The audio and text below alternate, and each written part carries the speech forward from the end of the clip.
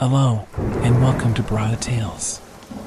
Tonight, we're bringing you a selection of eerie stories paired with the soothing sound of rain to help you relax and drift off to sleep. Before diving into the atmosphere of suspense, leave a comment below letting us know where you're watching from and what time it is. If these stories send chills down your spine, don't forget to like, share, and subscribe. Get comfortable, let the fear gradually envelop you, and tell us what kind of stories you'd like to hear next time. Settle in, we're about to begin. The Cursed Apartment in Boston. It was one of those days where the search for a new apartment seemed endless. Emma and I had been hunting for weeks, scrolling through countless listings, but nothing seemed to click. Prices were high, locations were wrong, or the apartments felt wrong. We were just about to give up when I saw it. Spacious, affordable apartment in the heart of Boston. Must see. I leaned closer to the screen. It sounded perfect, almost too perfect.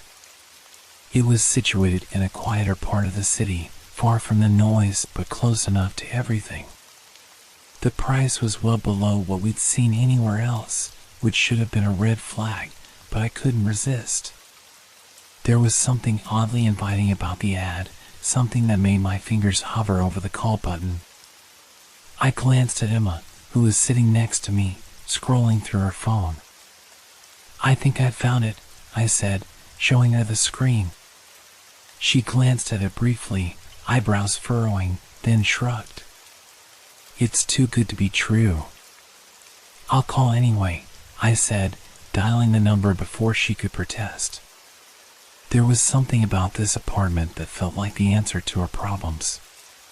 The voice on the other end was calm, almost too calm, and the woman on the phone sounded as if she'd been waiting for my call.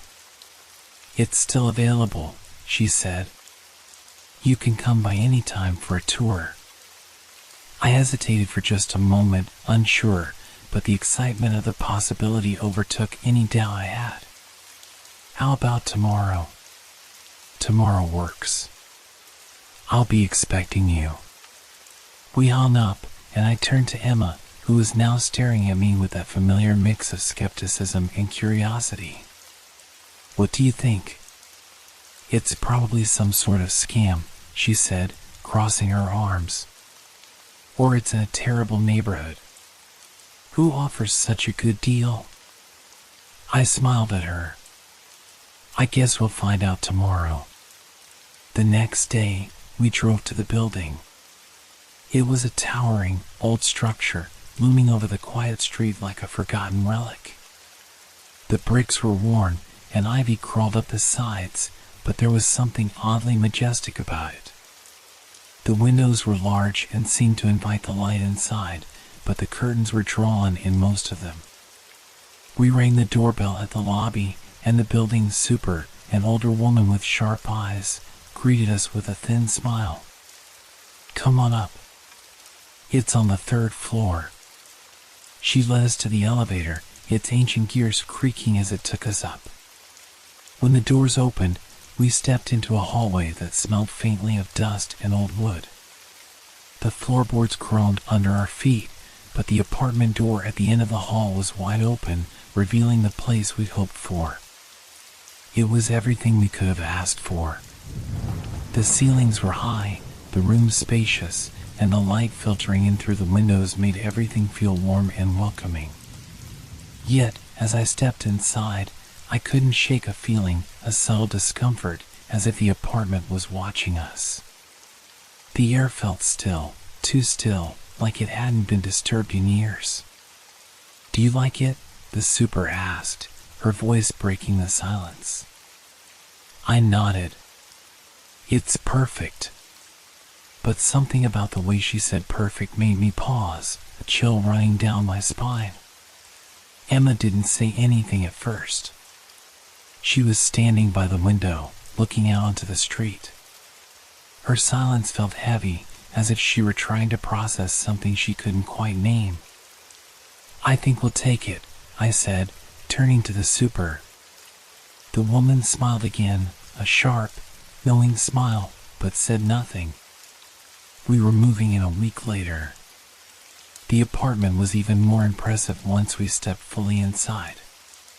The hardwood floors were polished, though worn in places, revealing the apartment's age.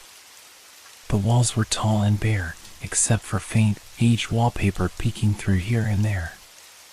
In the living room, a large, vintage chandelier hung from the ceiling, casting soft shadows across the space. There was something nostalgic about the place, like it held memories of a time long past. "Look at this," Emma said, walking into the kitchen, which was spacious but had a sort of coldness to it. The countertops were chipped, the cabinets an off-white that felt a little too pale. Still, it was beautiful. I could already picture us cooking dinner together here. The super, noticing our interest, stepped forward and gestured to the small hallway at the back. "There's a little storage room back there, and a bathroom just off the hall. You'll see." We followed her through, stepping into what felt like an entirely different world. The bathroom was old, the tiles cracked, and the mirror over the sink was clouded with age. As I looked into it, I caught a flicker of movement behind me, but when I turned around, nothing was there. I shook it off. My nerves were getting the better of me. The whole place felt like it was frozen in time, both inviting and eerie at once. I glanced over at Emma, who had her eyes fixed on the hallway leading further into the apartment. Her expression was hard to read, something between curiosity and unease. "You okay?" I asked, walking up behind her. She looked at me, her lips pursed, but she gave me a tight smile. "Yeah. It's just quiet here. Too quiet." I couldn't help but agree. The silence was thick, the kind of quiet you only find in places that have been empty for a long time. The air felt heavy, like it was holding something back. But I didn't want to mention it to Emma. She was already a little on edge, and I didn't want to make her more anxious. "Let's look at the bedrooms," I suggested, trying to shake the unsettling feeling creeping over me. The first bedroom we entered was large, with high ceilings and a huge bay window that overlooked the street. The light streaming through the glass made the room feel open, welcoming. Emma seemed to relax a little, stepping in and running her fingers over the old dresser near the wall. "It's perfect," she said, her voice more assured now. I could really see us here.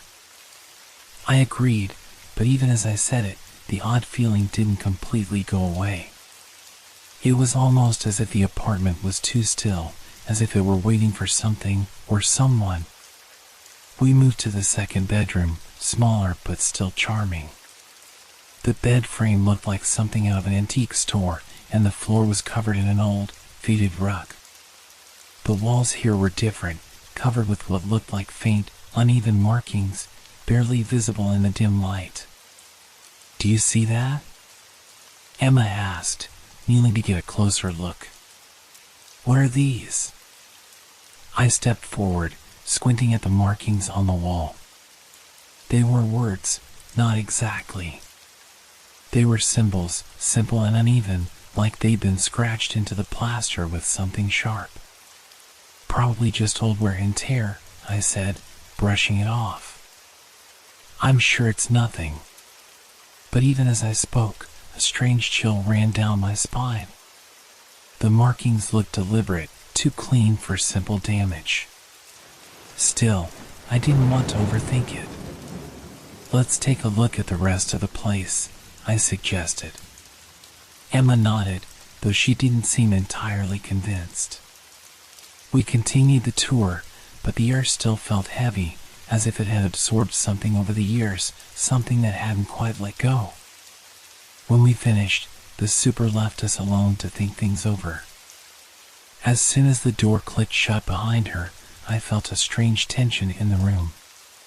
Emma stood by the window again, her arms crossed, staring out at the street below. "Do you feel it?" she asked quietly. "Like the apartments watching us?" I hesitated, glancing around. The walls, the floors, the faint symbols, everything felt like it had a life of its own, as if the apartment were aware of us. But I shook my head, trying to push the thought away. "It's just nerves," I said. "It's a big change." We're both probably overthinking it. Emma didn't answer. She just stood there, her gaze distant. I tried to smile, but it felt forced. "Let's take it. It's perfect, don't you think?" After a long moment, Emma nodded.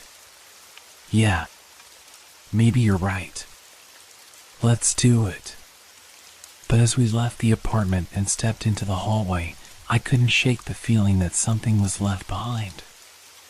Something in the apartment. Something that was waiting. The first few days in the apartment were filled with the usual chaos of moving. Boxes stacked high, furniture shifted and reshifted until we found the perfect arrangement. Emma and I were excited, but there was an underlying sense of tension. It was nothing we could pin down exactly, just a nagging feeling that seemed to follow us from room to room. The apartment was large enough to swallow up the few belongings we had, and as we placed things around, it slowly started to feel more like home. Still, there was something about the space that felt off, like it wasn't quite ready for us. As we unpacked the last of the kitchen boxes, I noticed something out of the corner of my eye. In the hallway leading to the bedrooms, a narrow stretch of wall caught my attention. I passed it a dozen times already, but something about the worn surface struck me now. The light from the window caught it in such a way that it revealed more clearly than before, faint, faded markings etched into the plaster. I stepped closer. The symbols were barely visible, as if time had softened their edges. They weren't like anything I'd seen before, simple shapes, lines that almost looked like they were meant to connect, but never did. There were circles, triangles, and jagged lines that seemed to follow no logical pattern. I reached out, tracing one of the symbols with my finger. It felt cool to the touch, though the room itself was warm. The texture of the wall was rough, uneven, as if the plaster had been disturbed many times before, but the marks themselves were sharp and deliberate. It was hard to imagine this being some random damage. These symbols had been put here intentionally. "Emma," I called softly, but she was already behind me, peering over my shoulder. "What is that?" she asked, voice low. "I don't know," I replied, my finger lingering over the symbol. I noticed it earlier, but it didn't really register until now. She stepped closer, her brow furrowing. "It looks like writing, maybe? But it doesn't make any sense." We both stood there for a long moment, staring at the markings. They seemed almost alive, pulsing softly in the light, but I quickly shook the thought away. My mind was just playing tricks on me. "Probably just some weird decoration from before," I said, trying to sound casual. "Maybe it's an old design or something. The building's been here for a while." Emma wasn't so sure. "I don't know. It feels off. Like they're watching us." I couldn't deny that the thought had crossed my mind too. The idea of these ancient symbols, buried beneath layers of paint and dust, suddenly reappearing after all this time, there was something unsettling about it. But we already decided to move in. We couldn't afford to get caught up in small details. We moved on with unpacking, but that feeling lingered. Even as we set up the living room, the air felt thick, like the apartment was trying to tell us something we weren't ready to hear. The creaking of the floorboards seemed louder, sharper than before, and every little sound, dishes clinking, furniture shifting, felt amplified in the stillness. By the time we finished, the apartment was beginning to look lived in, but I couldn't shake the feeling that it wasn't entirely ours. Something was unsettled here, buried deep in the walls, in the floors. The symbols on the hallway wall weren't the only things that felt off. The entire space seemed to hum with a quiet, hidden energy. Later that evening, as I stood in the kitchen making dinner, I noticed something strange. The window above the sink was open just a crack. It hadn't been when we moved in, and I couldn't recall opening it. I thought it might be Emma, but when I turned to ask her, she was sitting on the couch, reading a book. I closed the window, dismissing the thought. It was just a draft, I reasoned. The apartment was old, after all. Maybe the windows were just loose. Still, I couldn't shake the feeling that I was being watched from somewhere, just out of sight. "Everything okay?" Emma asked, glancing up from her book. She seemed more relaxed now, but I could still see the tension in her shoulders, like she was waiting for something. "Yeah," I said, forcing a smile. "Just a little strange, that's all. But it'll pass." She didn't look convinced, but she said nothing. We spent the rest of the evening unpacking the last few boxes, trying to settle into the space. But every now and then, I would glance at the walls, the faded symbols, the shadows in the corners, and wonder what we'd really gotten ourselves into. When we finally settled into bed that night, I tried to shake off the feeling. I turned off the lights, and Emma curled up beside me, her breathing steady. I could feel the warmth of her body, the reassuring rhythm of her heartbeat. But still, that sense of being watched didn't fade.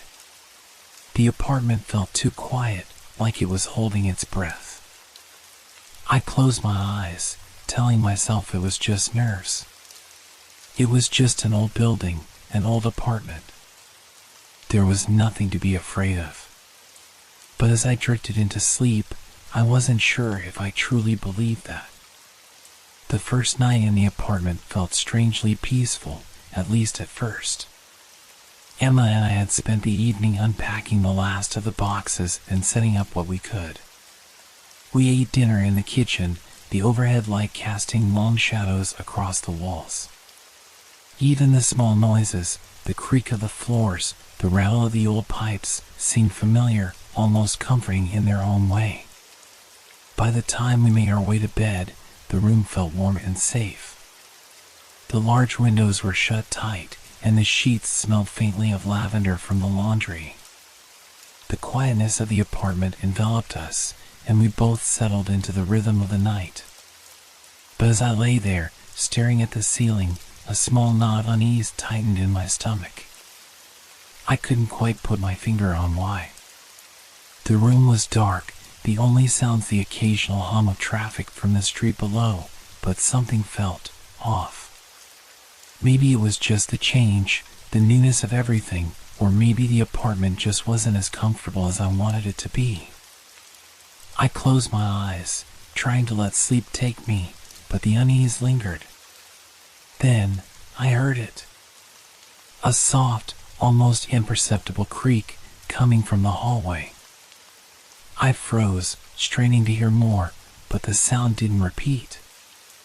I told myself it was just the building settling. The apartment was old, after all. The pipes, the beams, they all made sounds at night, right? Nothing unusual. I rolled over to face Emma, hoping to ease my growing tension, but she was already asleep, her breathing slow and steady. I sighed, relieved that she wasn't awake to hear the noise, and closed my eyes again. A few minutes passed, and then it came again. This time, the sound was louder, almost like footsteps, slow and deliberate, moving down the hallway.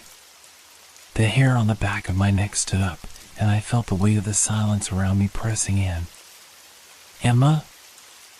I whispered, but she didn't stir. She was still deep in sleep. I tried to convince myself it was nothing. The building was old. It was settling. It had to be. But the sound wasn't like a normal creak. It was too rhythmic, too purposeful. I lay there, waiting, listening. The footsteps seemed to stop just outside the bedroom door. The air grew colder, and the silence was suffocating, as though the apartment itself was holding its breath, waiting for something. Seconds passed. Minutes. And then, just as suddenly as it had started, the sound stopped. The apartment was still again, the air thick with quiet. I breathed out slowly, trying to calm my racing heart. It was nothing. It had to be nothing. The house was just settling, right? Buildings creaked and groaned, especially old ones. I told myself that over and over, but the unsettling feeling in the pit of my stomach wouldn't go away. I glanced at the clock on the nightstand. It was nearly 3 in the morning. I lay in the dark for what felt like hours, staring into the blackness, but sleep wouldn't come. The more I tried to ignore it, the more the noises from the hallway replayed in my mind. The soft shuffling of footsteps, the slow, deliberate pace. The way they had stopped outside the door, almost like someone, or something, was waiting. I finally gave up, getting out of bed and walking quietly to the door. I reached for the handle, my hand trembling slightly, and opened it just a crack. The hallway was empty, bathed in the dim light from the street lamp outside. The air in the hallway felt colder than the room, a sharp contrast to the warmth of the bedroom. I stepped out, half expecting to see something, or someone, but the hall was empty. There were no signs of movement. No footprints, no marks, nothing out of place. I stood there for a moment, just listening. The apartment was as silent as it had been before. No more footsteps, no more sounds. I sighed, shaking my head. I was just tired. The stress of the move was catching up with me. There was nothing to be afraid of. I closed the door gently and crawled back into bed, pulling the covers up around me. Emma shifted in her sleep, her arm brushing against mine, and I let the warmth of her body ease my nerves. The noises, whatever they were, seemed far away now. But as I drifted back to sleep, the last thought in my mind was that strange feeling, the one that told me this apartment wasn't as empty as it seemed. In the morning, I would tell myself it was just the house settling. Just the night playing tricks on me. Nothing more. But deep down, I wasn't so sure. The days that followed were a blur of unpacking and settling in. We fell into a rhythm, but something about the apartment still felt strange, unsettling in a way I couldn't explain. It wasn't the creaking floors or the occasional draft from the windows. It was something else, something intangible, that lingered in the corners of the rooms, just out of reach. One morning, I woke to the smell of fresh coffee brewing. Emma was already up, sitting at the kitchen table, staring down at her phone. "Morning," I said, rubbing my eyes as I walked into the kitchen. She didn't respond immediately. Her gaze was fixed, distant, and for a moment, I thought she hadn't heard me. But then she blinked, breaking out of her trance, and gave me a small smile. "Morning," she replied, though her voice sounded strained, like she wasn't entirely present. I made my way to the counter and poured myself a cup of coffee, trying to shake off the feeling of being watched. The air felt heavier today, charged with a sort of tension that hadn't been there before.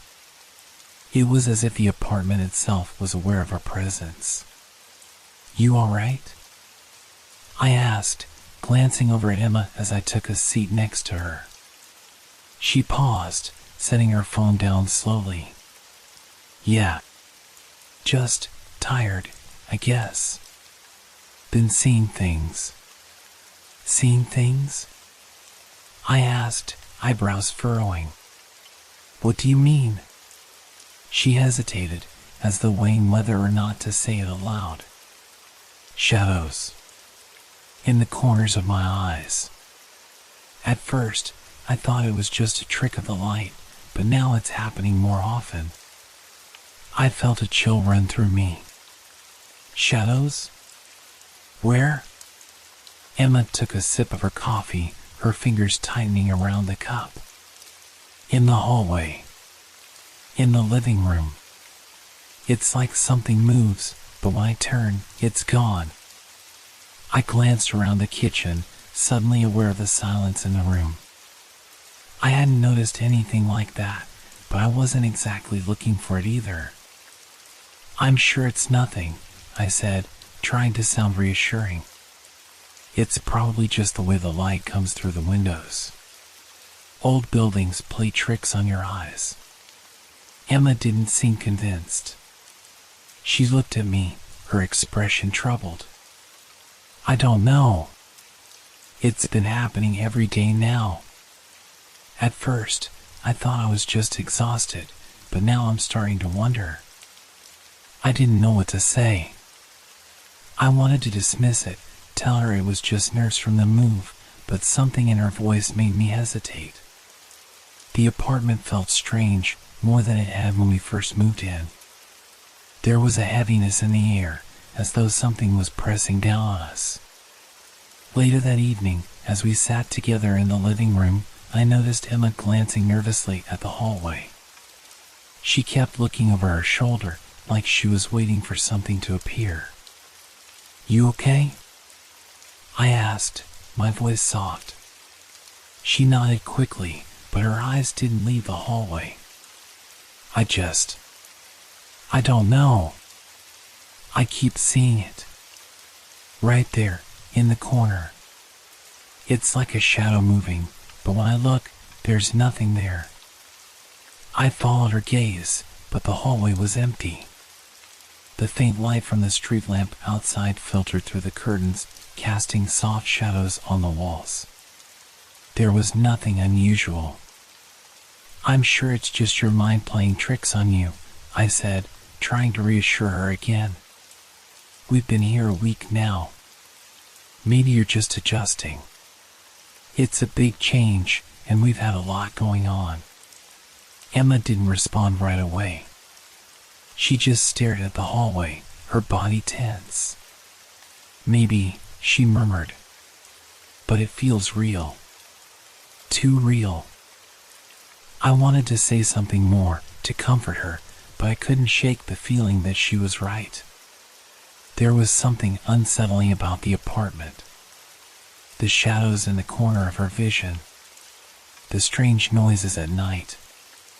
The symbols on the walls. It all felt like it was building to something, but I couldn't figure out what. The next few days, Emma's anxiety seemed to grow. The shadows, she said, were moving more frequently now. Sometimes, she would sit perfectly still, staring at one spot, only for it to vanish the moment she turned her head.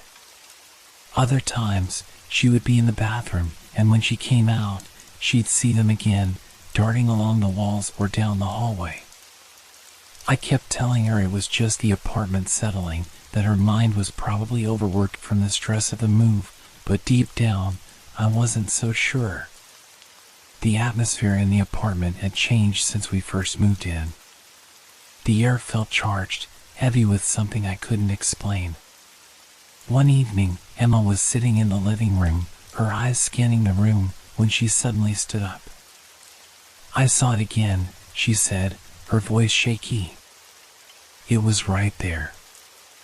I swear, it was moving across the wall. I looked at the spot she was pointing to, but there was nothing. Just the shadows of the furniture, cast by the light from the window. I'm going to check it out, I said, standing up and walking toward the hallway. Maybe there's something causing it. Some kind of weird draft or something. I walked through the hallway, flicking on the lights, but everything seemed perfectly normal. The walls were bare except for the fading symbols, the air cold but not unusual. I turned back to Emma, who was standing at the entrance, watching me closely. Her face was pale, her eyes wide. "I'm sorry," I said. "I don't see anything." She didn't respond. She just stared at the dark hallway, her hands trembling slightly. "It's not just in my head, Mark. I swear. I'm not imagining it." I didn't know what to say. Maybe it was the apartment. Maybe it wasn't. But something in her eyes made me wonder if it was more than just shadows in the corners of her vision. Something was wrong. Something was watching us, waiting just beyond the edges of our sight. As the days slipped into weeks, something began to shift between Emma and me.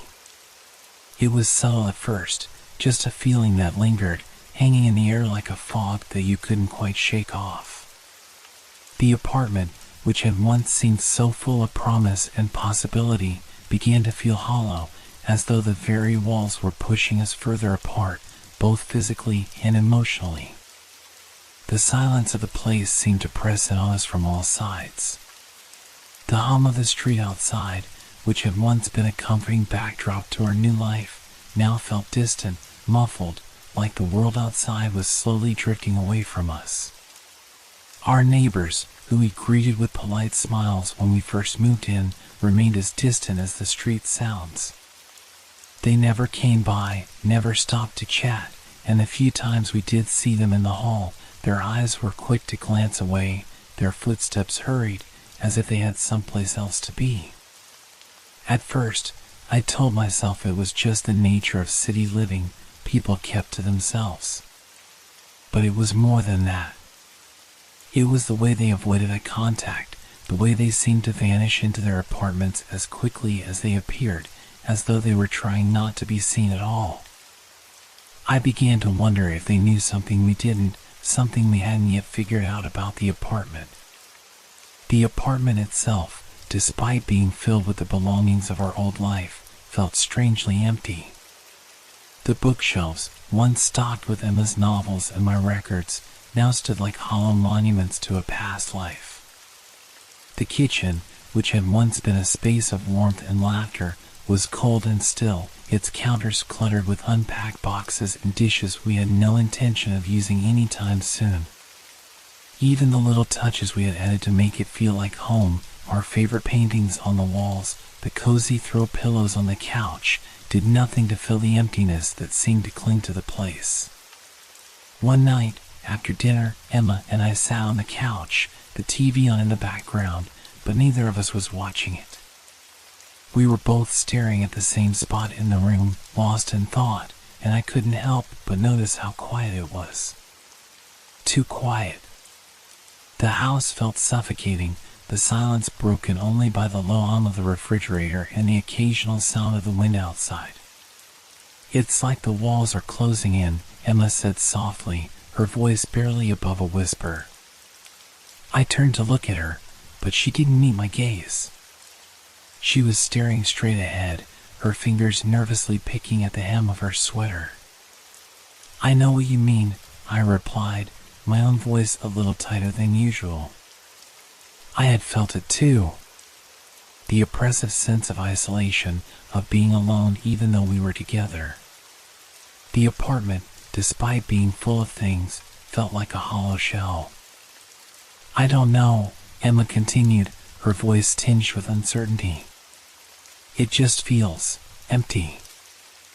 I feel like we're the only ones here sometimes. Like the rest of the world has forgotten us." Her words hit me harder than I expected. I had been trying to ignore the strange feelings that had been creeping up on me, the sense of disconnection, of being trapped in this space that should have felt like a sanctuary. But now, hearing it from Emma, it was impossible to deny. It was as though the apartment itself was draining the life out of us, slowly but surely, leaving behind only the husks of what we once were. "I don't think it's just the apartment," I said after a long pause, my voice rough. I think something is wrong here. With the building, or with the neighborhood. There's something off about all of this. Emma turned to look at me then, her eyes wide, filled with the same fear I had been trying to suppress. She opened her mouth to say something, but before she could, the sound of a door slamming somewhere in the building echoed through the walls. It was a sharp, violent noise that made us both jump. We sat in silence for a moment, the echo of the door slamming fading into the stillness of the apartment. I looked at Emma, who had already turned her attention back to the hallway, her face pale. She hadn't seemed this scared in a long time. "We're not alone here," she whispered, almost to herself. I didn't know how to respond to that. What was happening to us? Was it just the isolation playing tricks on our minds, or was there something more to the sense of disconnection we both felt? I wanted to reach out, to reassure Emma that we were fine, that it was just the stress of adjusting to a new place. But deep down, I knew we were both starting to feel it. The apartment, the building, the neighborhood, it all felt wrong.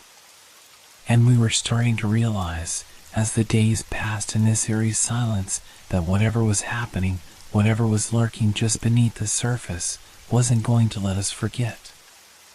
It was waiting for us to slip, waiting for us to acknowledge the emptiness we were desperately trying to fill. The days began to blur together, each one feeling like a mirror of the last.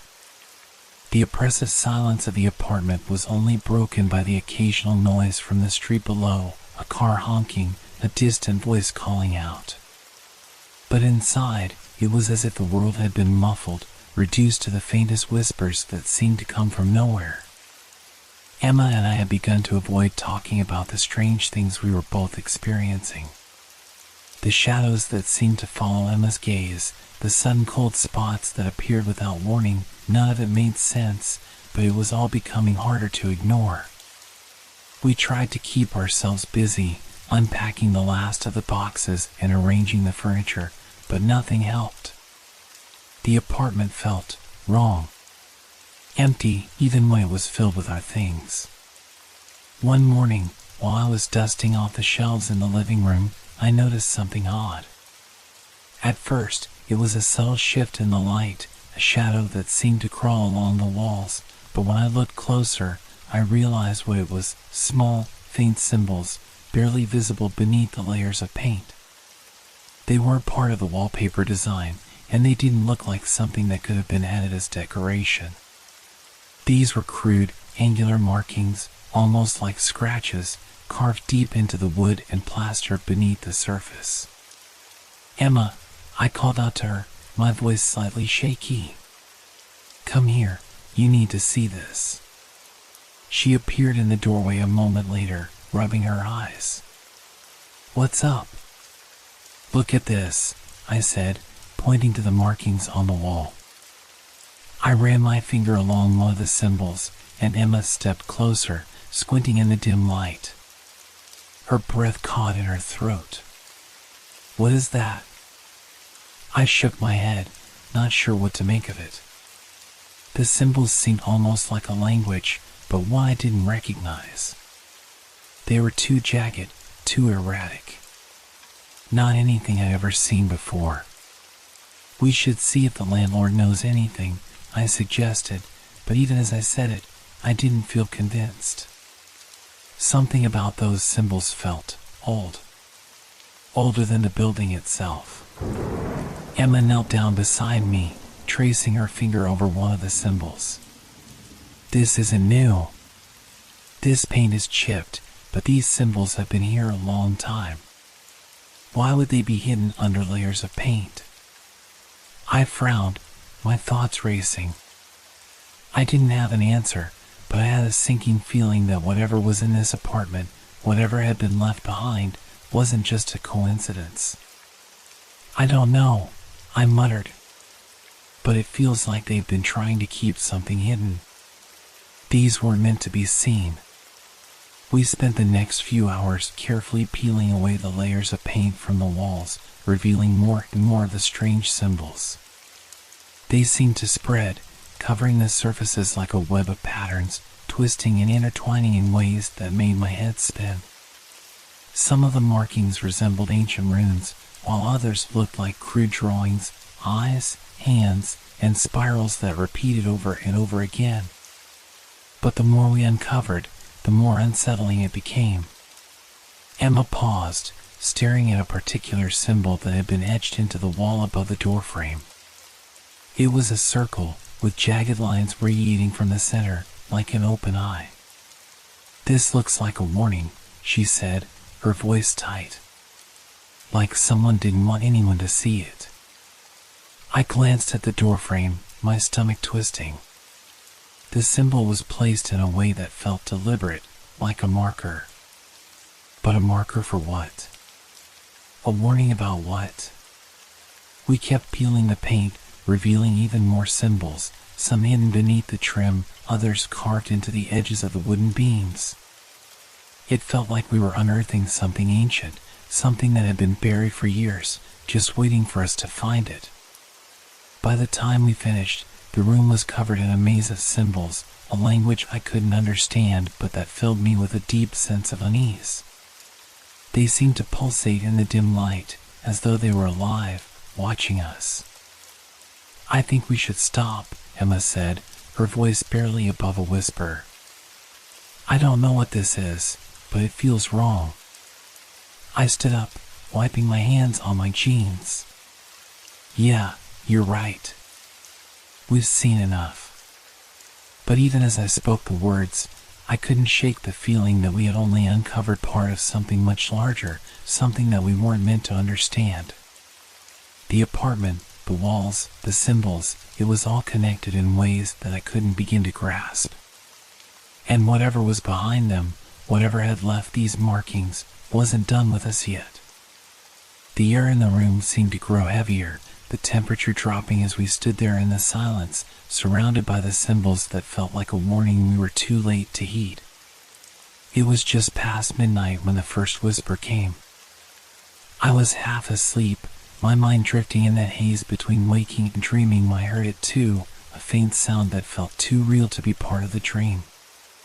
At first, I thought it was just the wind or the building settling, but then I heard it again, clearer this time. "Emma." It was soft, almost melodic, a voice that sounded familiar, like someone calling her gently from the other room. I stirred, blinking against the dim light of the street lamp outside the window. Emma, however, didn't seem to hear it. She was lying next to me, her breathing steady and even, her back turned toward me. But the voice, it was too distinct to ignore. "Emma," it whispered again, this time closer, like it was right beside her ear. I sat up in bed, heart pounding, my gaze shifting to Emma. She didn't stir, didn't move, as though she was asleep through it all. But I wasn't so sure. The voice had sounded so real. Almost too real. "Emma?" I whispered, nudging her shoulder gently. She didn't answer. Her eyes remained closed, her face still, as if in the deepest sleep. I felt the hairs on the back of my neck rise, the atmosphere of the room suddenly thick with unease. It wasn't until I heard the voice a third time that I realized something was very wrong. "Emma, come." The voice was unmistakable.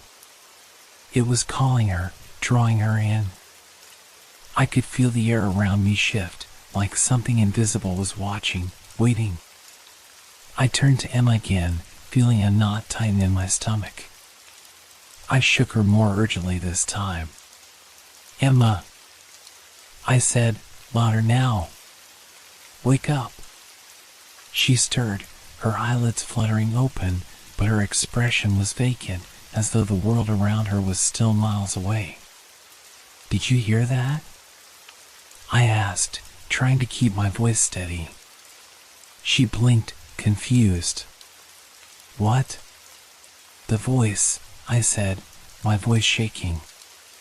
It's calling your name. Emma paused, sitting up slightly in bed. Her eyes darted around the room as if searching for something she couldn't see. I could see a slight tremor in her hands. No, I didn't hear anything, she whispered, her voice still foggy with sleep. I wanted to argue, to tell her that I wasn't imagining it, but the words stuck in my throat. I could feel a strange pressure in the air, something pressing down on the room, suffocating the silence between us. Before I could respond, there was a sudden sound, a soft rustling from the hallway outside our door. I froze, listening closely. It was faint, but there it was again, like someone moving slowly, deliberately, just beyond our reach. I turned to Emma. Did you hear that? I asked, but she didn't seem to notice. Her gaze was fixed on the door now, her eyes wide with apprehension. The rustling stopped abruptly, and everything went eerily still. Maybe it's just the neighbors, Emma said, though her voice was strained, as if trying to convince herself more than me. They probably... The voice cut her off, clear this time. Emma, it's time. I could hear it in my chest now, like a thudding pulse. It was as though it wasn't coming from outside at all, but from within the very walls of the apartment, vibrating through the floorboards and the air. Emma's expression shifted, her face pale. She stood up abruptly, her feet hitting the cold floor with a soft thud. I'll check it out, she said, her voice low, more to herself than to me. It's probably nothing. Before I could stop her, she moved quickly toward the door, her hand gripping the doorknob. I scrambled to my feet. Emma, wait, I called, panic rising in my throat. But she was already opening the door. The hallway was dark, empty. The faint light from the street outside filtered through the cracks, casting long, eerie shadows along the walls. I could see her hesitate, one foot still inside the room, the other in the hallway. She looked back at me, her face a mixture of confusion and unease. I don't see anyone, she said, her voice barely audible. There's nobody here. I stepped forward, my pulse racing, and glanced down the hall. It was quiet, eerily so. There were no signs of movement, no creaks in the floorboards, just an empty stretch of dimly lit space. I tried to calm myself, but the tightness in my chest only worsened. Maybe it's just the wind again, or something else, I said, my voice a little too forced. We should go back to bed. Emma didn't respond. She was still standing there in the doorway, her eyes unfocused, as though something unseen had caught her attention. Suddenly, without warning, she stepped out into the hallway, her movements slow and deliberate. Emma, no! I shouted, reaching out to grab her arm, but she jerked away, her eyes wide, unblinking. I have to find it, she whispered, her voice distant, as though she were talking to someone else. Panic surged through me as I grabbed her again, pulling her back toward the apartment. Emma, stop! I said, my heart racing. She turned to face me, and for the first time in what felt like an eternity, I saw her eyes, truly saw them. They were wide with terror, but there was something else in them too. Something cold. Someone's calling me, she said, her voice hollow. I have to answer. I felt a chill crawl up my spine, the fear overwhelming. I pulled her back into the apartment, slamming the door shut behind us. We both stood there for a moment, breathing heavily, the silence in the room thick and suffocating. The voice had stopped, but its presence lingered in the air like a lingering whisper.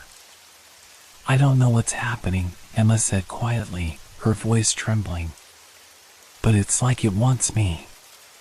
It's calling me. I didn't know how to respond.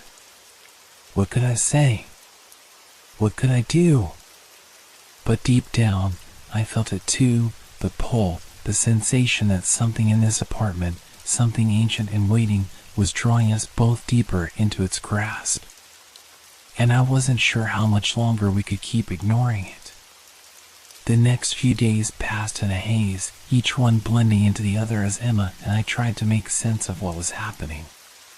Despite the unsettling events, voices calling out in the dark, the strange symbols on the walls, we couldn't bring ourselves to leave. Something about the apartment kept us there, like an invisible thread pulling us back every time we thought about packing up and walking out. We tried to reason with ourselves. It was just stress, we told each other. Just the weight of a new move, the anxiety of being in an unfamiliar place. Maybe it was the building settling, or perhaps there was something in the air, old pipes, faulty wiring. We didn't know. We couldn't know. The logical part of our brains told us there had to be an explanation for everything. But the deeper we dug, the harder it was to shake the feeling that we were standing on the edge of something we couldn't control. That night, I sat in the living room while Emma tried to sleep in the bedroom. I told myself I was overreacting, that it was just the unfamiliar creaks of the house, old buildings were full of them. But I couldn't shake the strange weight that had settled in the air. It wasn't just the quiet that felt heavy, it was the atmosphere itself, thick and suffocating. The temperature had dropped again, this time much more noticeably.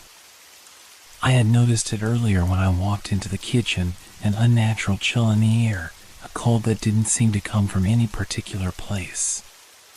The heater had been running, but it felt like there was a draft I couldn't find.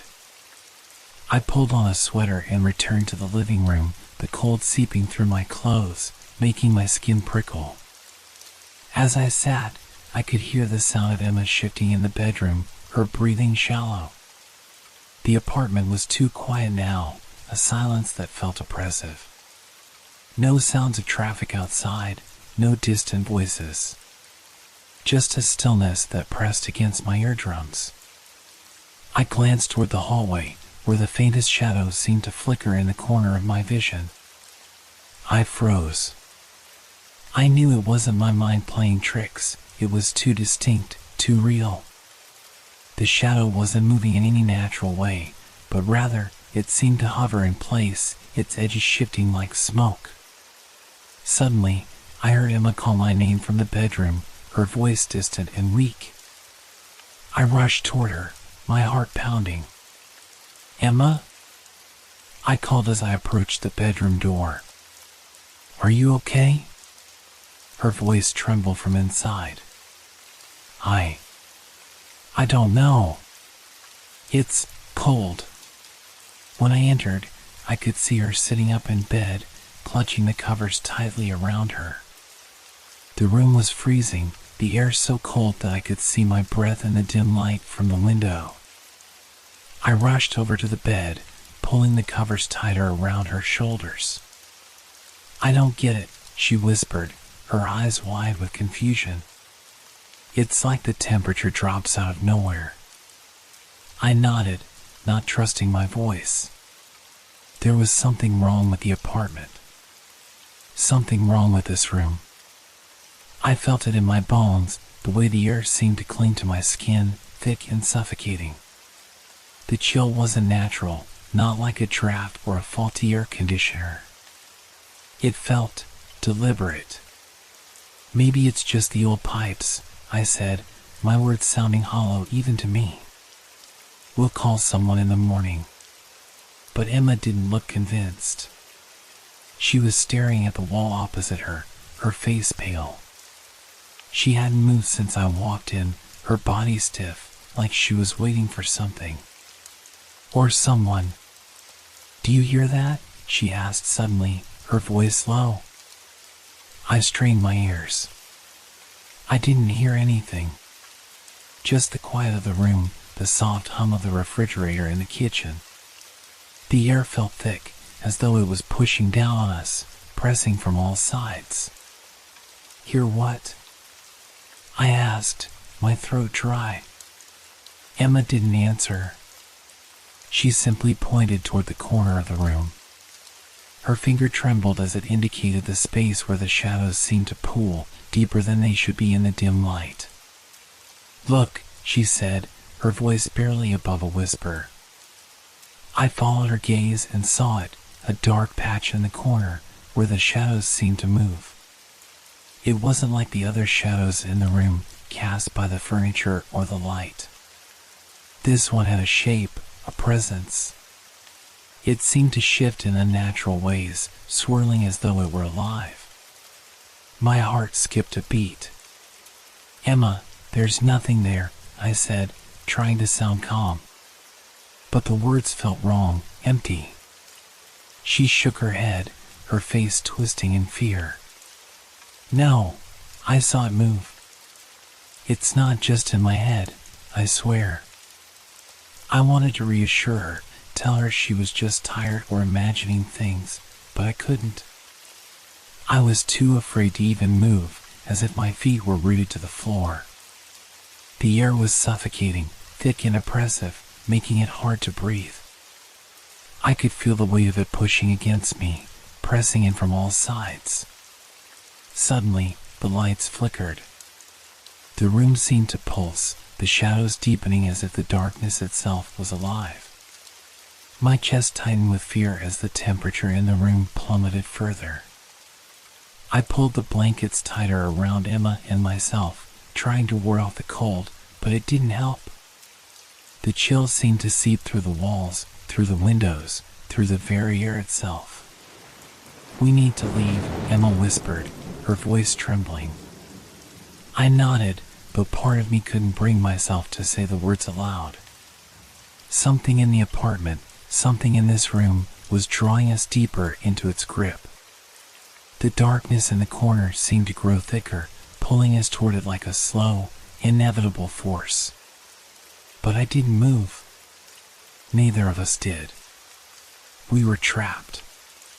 The next day, despite everything that had happened, we couldn't bring ourselves to leave. We were both shaken, but neither of us had the strength to walk away. Emma and I decided that the only thing left to do was to investigate. If we could understand what was happening, maybe, just maybe, we could find a way to stop it. I spent the morning researching the building, hoping to find some explanation. I asked the landlord about the apartment's history, pretending to be casual, but there was a strange hesitance in his response. He gave me the usual lines about the apartment being well maintained, but he avoided eye contact, and I could see a flicker of something, fear, pass across his face when I asked about previous tenants. "They come and go," he said, "but they always sign the leases. Everything's fine here." That was all he would say. I wasn't satisfied. There was something more, something he wasn't telling me. Later that afternoon, while Emma sat on the couch, reading through old books she'd found in a forgotten box, I decided to dig deeper. I went to the building's old records in the small, cluttered office, hidden in the back of the property. The shelves were filled with dusty folders, yellowed and worn from age, but I sifted through them, one by one. Eventually, I found what I was looking for.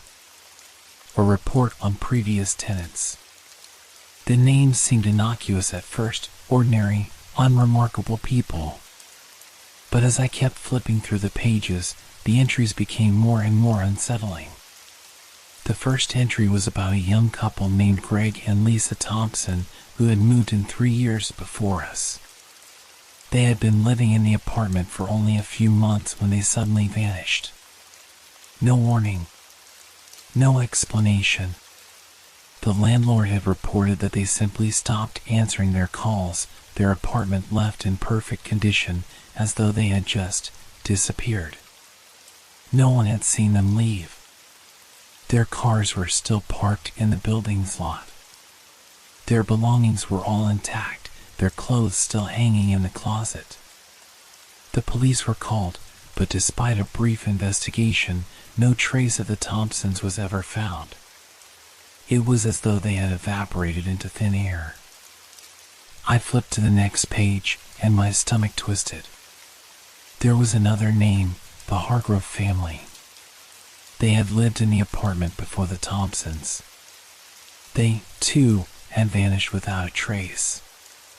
The same pattern, no signs of struggle, no evidence of a break-in. Just gone. Everything left behind. I kept reading, flipping through more and more pages, and the story became painfully familiar. Tenant after tenant vanished, all with the same eerie, chilling details. No one knew where they had gone, and there were no clues, no leads, nothing. I could feel the cold weight of something heavy pressing against my chest.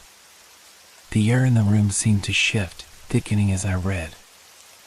I could hear Emma moving in the other room, but I couldn't tear my eyes away from the records. Each new entry felt like a warning, a piece of the puzzle clicking into place. Finally, I stopped. My hand trembled as I set the papers down, my mind reeling. The same thing had happened again and again.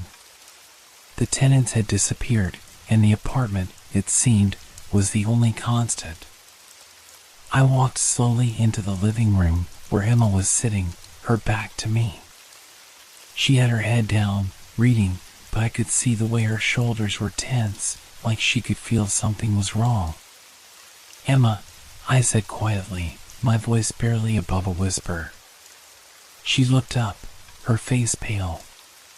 "What did you find?" she asked, her voice tight with anticipation. I felt the weight of the truth settle on me. I could see the fear in her eyes, the same fear that was creeping into my bones. We had been drawn into something we didn't fully understand. Something ancient. Something that had claimed others before us, and now it was coming for us, too. "The tenants," I said, struggling to speak. They all vanished. All of them. Just like I couldn't finish the sentence. Emma stood up abruptly, her breath catching in her throat. She walked over to the small desk where I had left the papers, and as she scanned the records, I saw her face change. Her eyes widened, and I could hear her breath quicken. "No," she whispered. "No, this can't be." But it was. It was real. "We need to leave," I said, my voice shaking now. The weight of everything that had happened seemed to crush down on me all at once. I could feel the air in the apartment press against my lungs, thick and suffocating. The walls seemed to close in around us. But Emma didn't move. She stared at the papers, her eyes wide, her body frozen. "There's no way out," she said softly, almost to herself. "We can't leave. It's already too late." I could feel the fear surge through me, cold and raw, as the truth sank in. We were trapped here, just like the others. The apartment was claiming us, drawing us deeper into its web. And there was nothing we could do to escape it. I reached for Emma, pulling her away from the desk. "We have to try. We have to get out before it's too late." But she didn't seem to hear me. Her gaze was fixed on the door, her body rigid as though she were listening for something or waiting for something. And then, in the deepest silence of the room, I heard it. A whisper. A voice, too soft to make out at first, but unmistakable once I heard it again. "Emma, it's time." The chill in the air deepened. The temperature in the room dropped even further, and the shadows around us seemed to stretch and move. The apartment was awake now. And it was hungry. In the days following our discovery about the previous tenants, the atmosphere in the apartment grew heavier, more suffocating. I could feel it in the air, an almost palpable sense of being watched, of something unseen but always present. Every time I walked through the hallways, I couldn't shake the feeling that there were eyes on me, following my every move.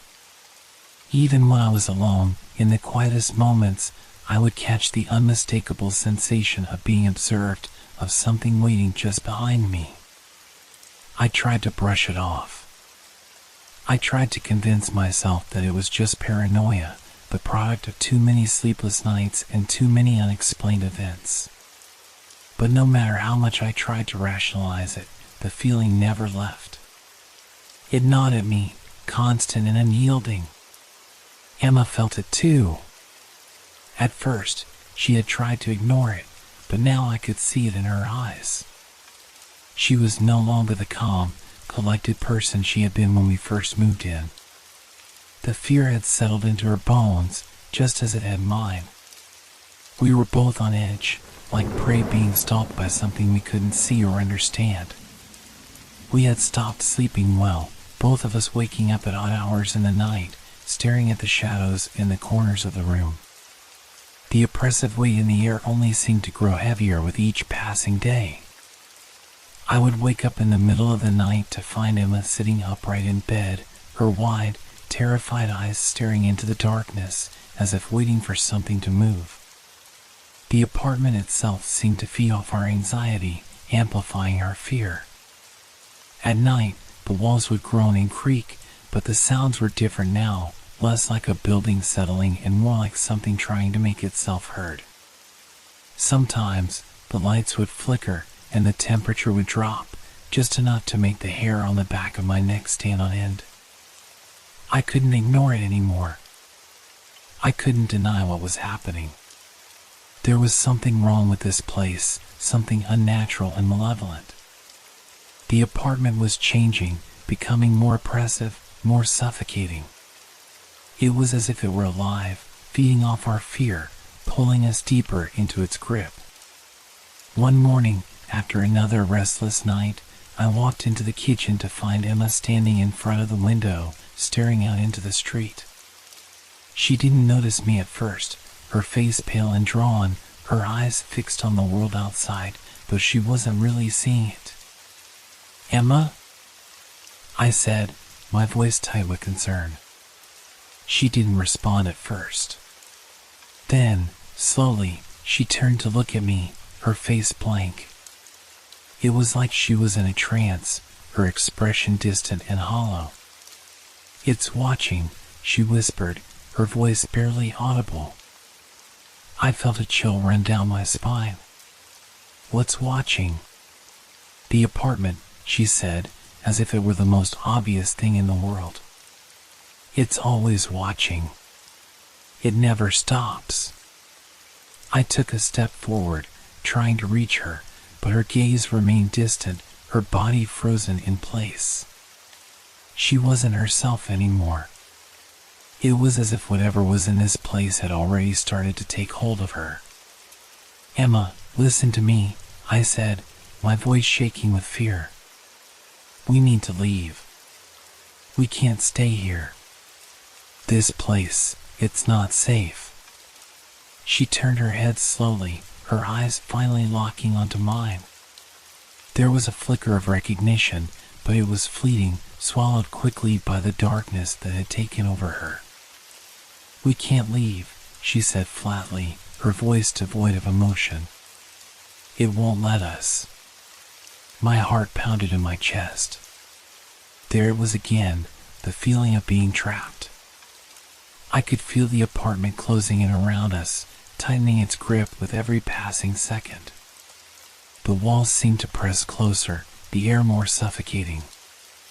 I tried to reach out to her, to pull her away from the window, but when my hand touched her shoulder, she flinched violently, as if I had burned her. She jerked away from me and backed up against the wall, her eyes wild with panic. "No," she whispered, shaking her head frantically. "It's here. It's inside us. We're never leaving." I backed away, my own panic rising as I tried to make sense of what was happening. Emma wasn't the same. The person I had fallen in love with, The person who was strong and rational was slipping away. The fear was consuming her, just as it was consuming me. It was like the apartment itself was working its way into our minds, distorting our thoughts, bending us to its will. I could see the change in her, could feel the same darkness creeping into me. We were both prisoners now. I just didn't know how long we had before it claimed us completely. Outside, the sky was gray and overcast, as if the world itself was mirroring the heaviness inside the apartment. I glanced over at the door, and for a split second, I almost thought I saw a figure standing in the hallway, just out of view, a silhouette at the edge of my vision. But when I looked again, there was nothing there. Only the darkened hall, stretching out into the shadows. "We can't leave," Emma repeated, her voice distant and hollow. "It will keep us here. Forever." I wanted to scream. I wanted to run, to escape, to break free from whatever grip this apartment had on us. But every step I took felt heavier, as if the floor was pulling me back, keeping me in place. The walls seemed to close in, the air thick with an oppressive weight that made it hard to breathe. We were trapped. And the apartment knew it. Emma's sleep grew worse with each passing night. At first, it was just the restless tossing and turning, the occasional murmur in the darkness. But soon, the nights became filled with something more sinister. I would wake up to find her sitting at the edge of the bed, her eyes wide open but unseeing, as though she were staring into some far-off void that only she could perceive. The first time it happened, I tried to shake her awake, but she just blinked at me, disoriented, as if she couldn't remember how she had gotten there. I asked her what was wrong, but all she could say was, "I don't know. I just feel like something's watching me." Her voice trembled, and when I looked into her eyes, I could see the faintest flicker of something dark lurking behind them. I thought maybe she was just sleep-deprived, too overwhelmed by everything happening in the apartment. But the more it happened, the more I realized it was something deeper, something that couldn't be explained away by stress or lack of sleep. One evening, I came into the living room to find her standing in front of the full-length mirror that had been left behind by the previous tenants. She was staring at her reflection, but it wasn't the Emma I knew. Her eyes were distant, vacant, and her face was pale, as though the light itself had drained from her. "Emma?" I called, but she didn't respond.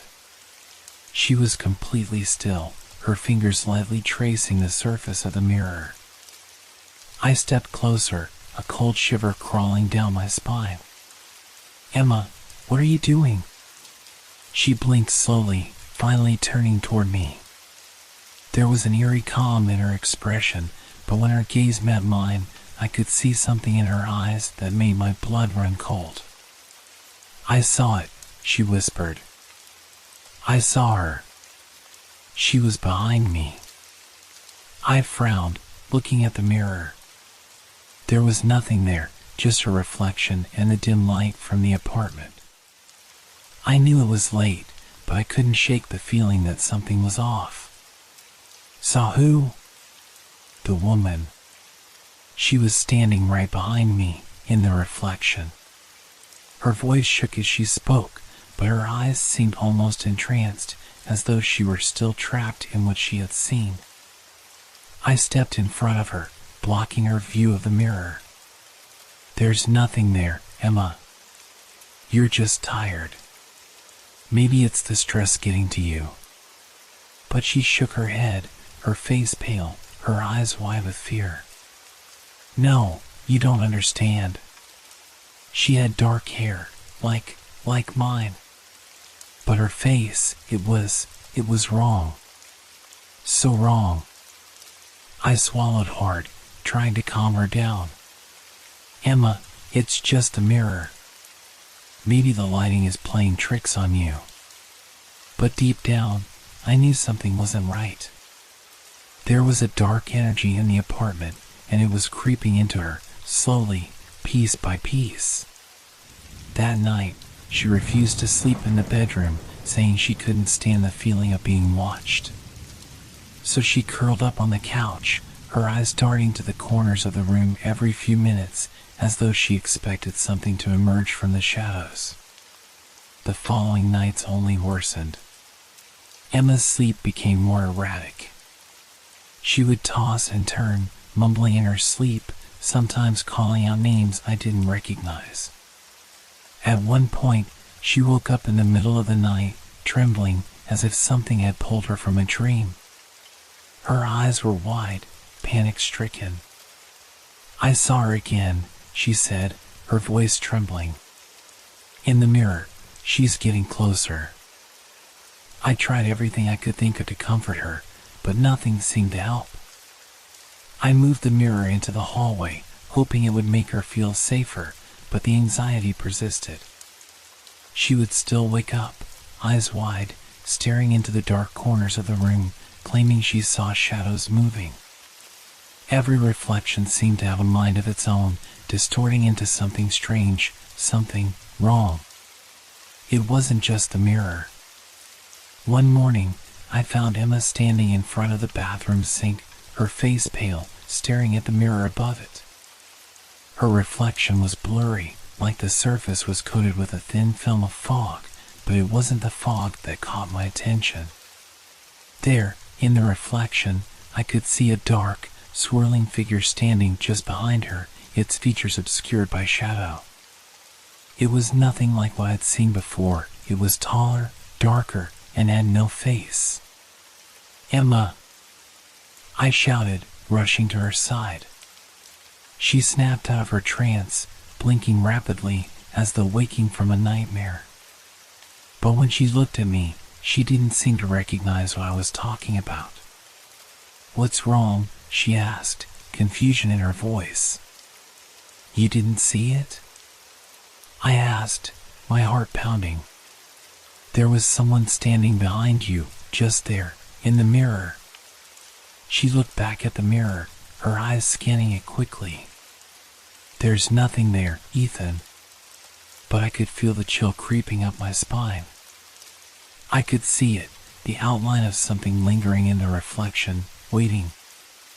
I backed away from the mirror slowly, pulling her along with me. I couldn't explain what I had seen. I didn't know if I had imagined it or if it was something real. But Emma's increasing isolation, her paranoia, the disconnection in her eyes, all of it was becoming too much to ignore. The apartment had found its way into her mind. It was starting to break her down, piece by piece.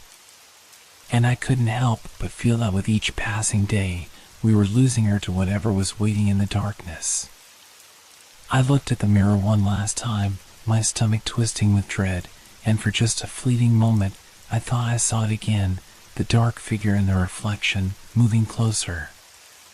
And then, the mirror's surface rippled. The apartment's grip on us tightened with each passing day. It started with little things, unexplainable sounds that crept in at night, so faint at first that they could be dismissed as the building settling or the wind brushing against the windows. But soon, these sounds grew louder, more persistent, until there was no denying them. The first instance happened late one evening. Emma and I were sitting in the living room, the soft hum of the television filling the space. I'd just poured us both a glass of wine, trying to settle the nerves that had been rattling us for weeks. I had told myself that I'd stay calm, that I wouldn't let this place get to me. But the longer we stayed, the harder that became. A faint whisper came from behind me, as though someone were speaking just inches away, though the room was empty. I turned sharply, expecting to see Emma or perhaps the apartment's odd creaks playing tricks on me. But she was on the couch, reading, oblivious to anything out of the ordinary. "Did you hear that?" I asked, my voice tense. Emma didn't even look up. "Hear what?" she replied. I swallowed hard, trying to convince myself that I imagined it, that it was nothing. But the whisper was clear, unnervingly so. It wasn't just a murmur. It was a voice, low, indistinct, as though someone was speaking right behind the walls. The next night, I heard it again, faint at first, like the scratching of fingernails on a chalkboard, followed by a whispering, like distant voices, impossible to make out, but undeniable. It was coming from the walls. I stood still, straining my ears, as if trying to catch the source. The room was silent except for the faint hum of the refrigerator in the corner. My heart raced, and I could feel the weight of the air around me growing thick, suffocating. "Emma!" I started, but she had already fallen asleep on the couch. Her face was calm, but her body seemed stiff, like she wasn't truly resting. That's when I heard it again, footsteps. Light, echoing steps, as if someone were walking down the hallway just outside our bedroom, but there was no one there. I waited, holding my breath, listening to the rhythmic sound of footsteps, growing louder, coming closer. My heart pounded in my chest, and for a moment, I thought about rushing into the hallway to confront whoever, or whatever, was walking toward us. But I froze. I couldn't move. I couldn't make sense of it. The footsteps stopped just outside the bedroom door. I strained my eyes through the darkness, waiting, hoping it was just a trick of my mind. Then, the lights flickered, just once at first, a subtle blink. But that was enough to send my pulse racing. The apartment had never been so dark. The kind of darkness that seemed alive, watching, waiting. The lights flickered again, and this time they didn't stop. The buzzing of the overhead light turned into a high-pitched whine, like a dying electric signal. The flickering became more violent, the light flickering on and off in rapid succession, like it was trying to communicate with us in some way we couldn't understand. I jumped up, my legs shaky as I moved toward the light switch. But as soon as I touched it, the light stopped flickering, going completely dark. The hum of the apartment faded away, leaving only silence in its wake. "Ethan? What's going on?" Emma's voice broke through the quiet. She sat up, her eyes wide with confusion and fear. "I don't know," I replied, my voice strained. "The lights, they're broken." "I don't think we should," Emma murmured. She was visibly shaken, her eyes wide, but I could tell she was as curious as I was. I turned back to the door, determined to find a way in. The more I thought about it, the more I realized that whatever this place was hiding, we had to know. We couldn't keep living in fear, hoping that things would just go away. They wouldn't. Not without answers. I reached into my pocket and pulled out my phone, using the flashlight to illuminate the cracks around the door frame. I traced my fingers along the edges, searching for any sign of how it had been sealed. The more I looked, the more I realized that this wasn't just an ordinary lock. There were strange markings etched into the wood, barely visible under layers of dust. Symbols, similar to the ones we'd seen on the walls of the apartment. I could feel my pulse quicken as I studied them. "This is it," I whispered, more to myself than to Emma. "This is what's been causing all of this. These symbols, they're not just graffiti. They mean something." Emma's face paled, and she backed away slightly. "Ethan, I really don't think we should be doing this." But I couldn't stop. I couldn't ignore the nagging sense that this was the moment we'd been waiting for. Whatever was behind that door was the missing piece of the puzzle. I turned the knob again, harder this time, and for a moment, nothing happened. Then, with a sharp crack, the door shifted slightly, and the faintest scent of damp air and decay wafted out from behind it. I hesitated, but only for a moment. I shoved the door open with a creak of protest, revealing a small room on the other side. It was dimly lit by a single, broken light bulb hanging from the ceiling. The air was thick, stale, and heavy with the smell of something long forgotten. The room was empty, mostly.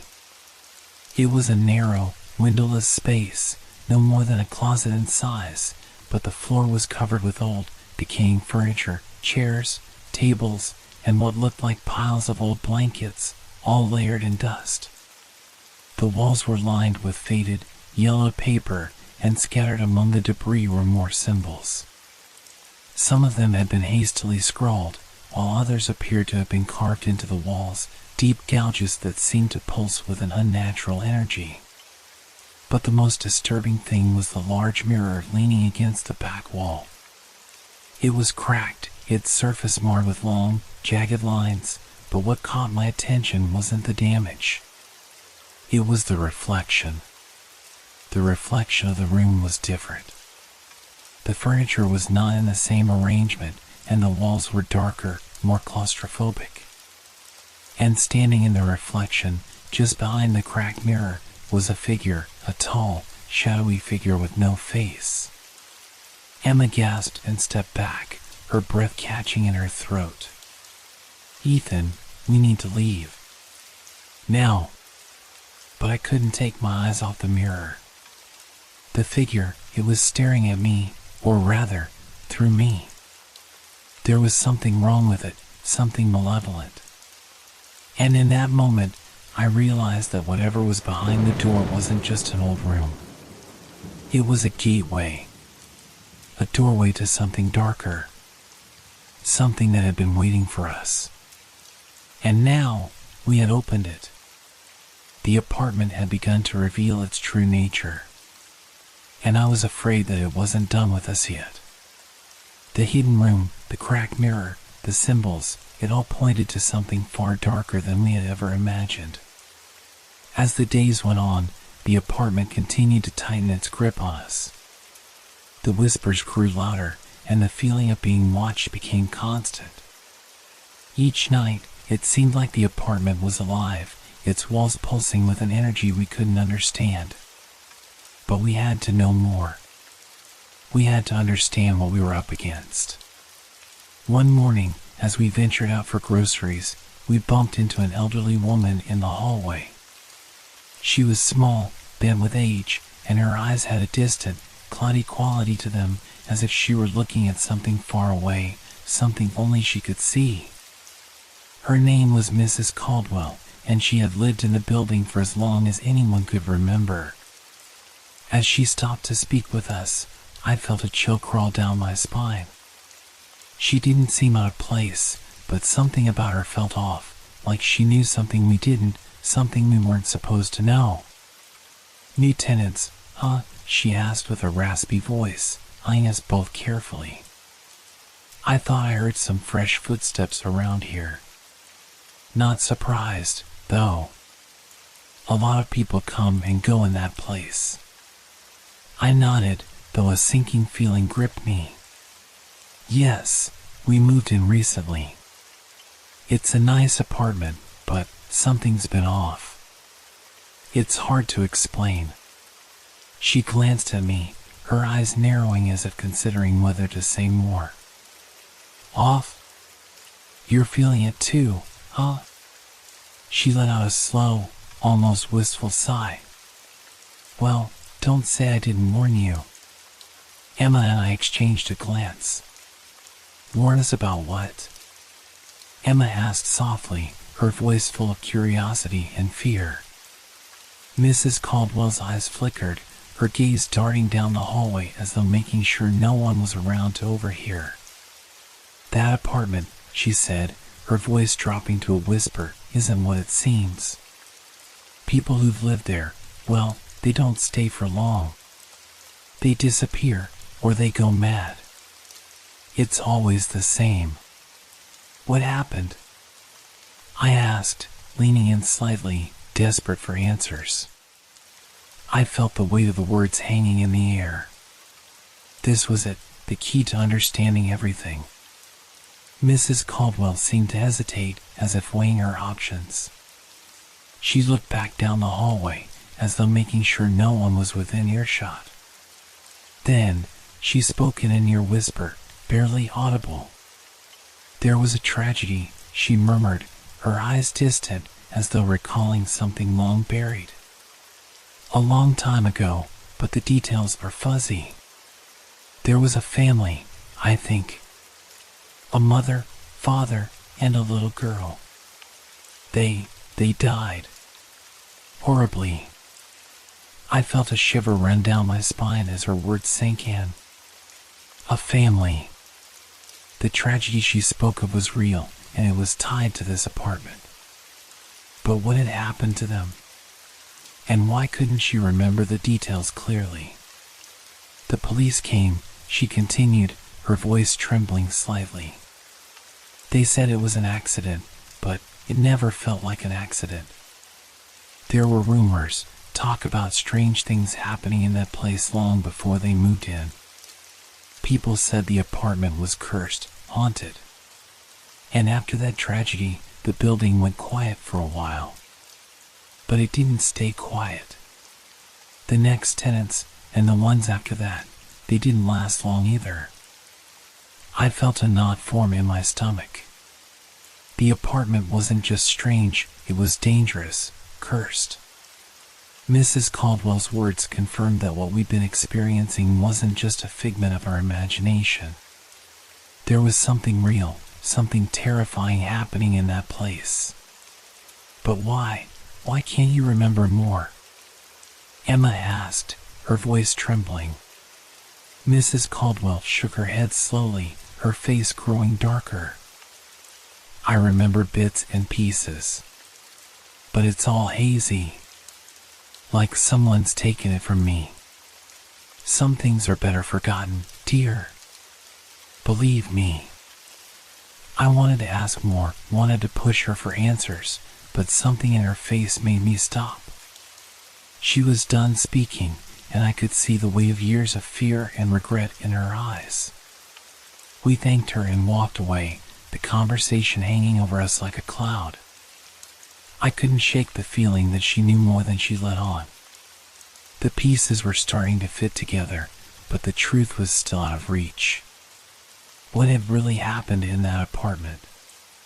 And why couldn't anyone remember the full story? As we walked back to the apartment, the air felt heavier, the silence more oppressive. We were no closer to understanding the tragedy, but I knew one thing for certain: the apartment was hiding something. And whatever it was, it wasn't finished with us yet. Emma held my hand tightly as we stepped inside the building. She didn't say a word, but I could feel the fear radiating off of her. She was scared, and I couldn't blame her. I was scared too. The apartment had already taken so much from us, our peace, our sense of security. I feared it wouldn't stop until it had taken everything. And then, as we stepped into the hallway, I heard it again, the whispering. Low, faint, but unmistakable. It wasn't coming from the walls this time. It was coming from the very air around us, swirling, getting closer. We weren't alone. The days blurred together, each one more oppressive than the last. The apartment had transformed into something that felt less like a home and more like a prison. It wasn't just the constant fear that gnawed at us, it was the way the apartment seemed to bend reality, distorting everything. The shadows grew darker, the whispers louder, and the very air felt thick with a presence that wasn't quite human. Emma and I had both changed. I had become more tense, more irritable, the pressure of living in this cursed place weighing heavily on my mind. But Emma had become a shell of the person she once was. She wasn't the woman I had fallen in love with. The spark in her eyes had dimmed, replaced with a constant, unsettling look of paranoia. She spent most of her time in silence, avoiding eye contact, her shoulders hunched as if trying to make herself invisible. She rarely spoke, and when she did, her voice was strained, as if the words took all her energy just to form. It was as if the apartment was slowly eating away at her, piece by piece. At night, she would lie awake for hours, staring at the ceiling, her eyes wide and unblinking. She whispered to herself, sometimes in words I couldn't understand, as if speaking to someone or something that wasn't there. I tried to comfort her, but every time I reached out, she pulled away, retreating into herself like a wounded animal. I knew something was wrong, but I didn't know how to fix it. I felt like I was losing her to this place, and I couldn't stop it. I didn't know what was happening to us, but I could feel it, this overwhelming pressure, this sense of suffocation. The apartment had its claws in us now, and there was no escaping. One evening, as I was sitting in the living room, trying to distract myself by reading, I heard a soft knock at the door. I froze, the sudden noise cutting through the silence like a blade.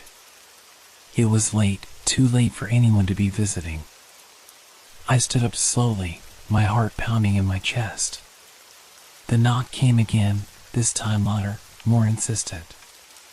Emma was in the bedroom, curled up under the covers, her face pale and drawn. She hadn't moved all evening, not even to eat. I walked to the door, my mind racing.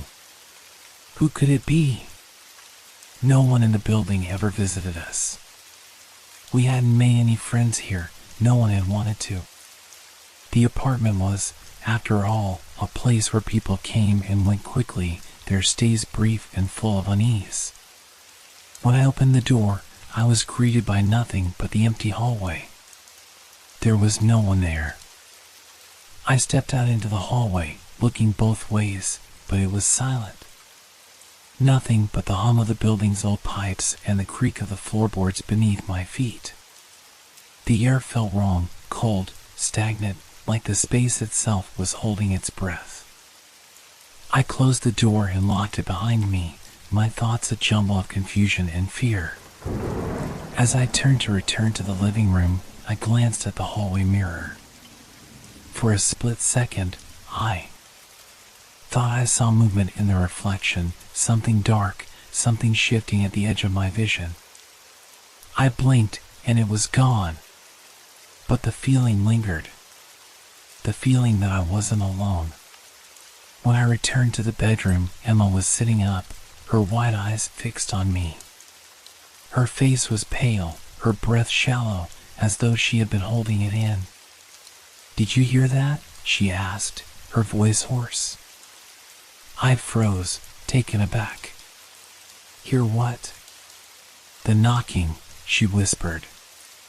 The whispers. I felt a chill crawl up my spine.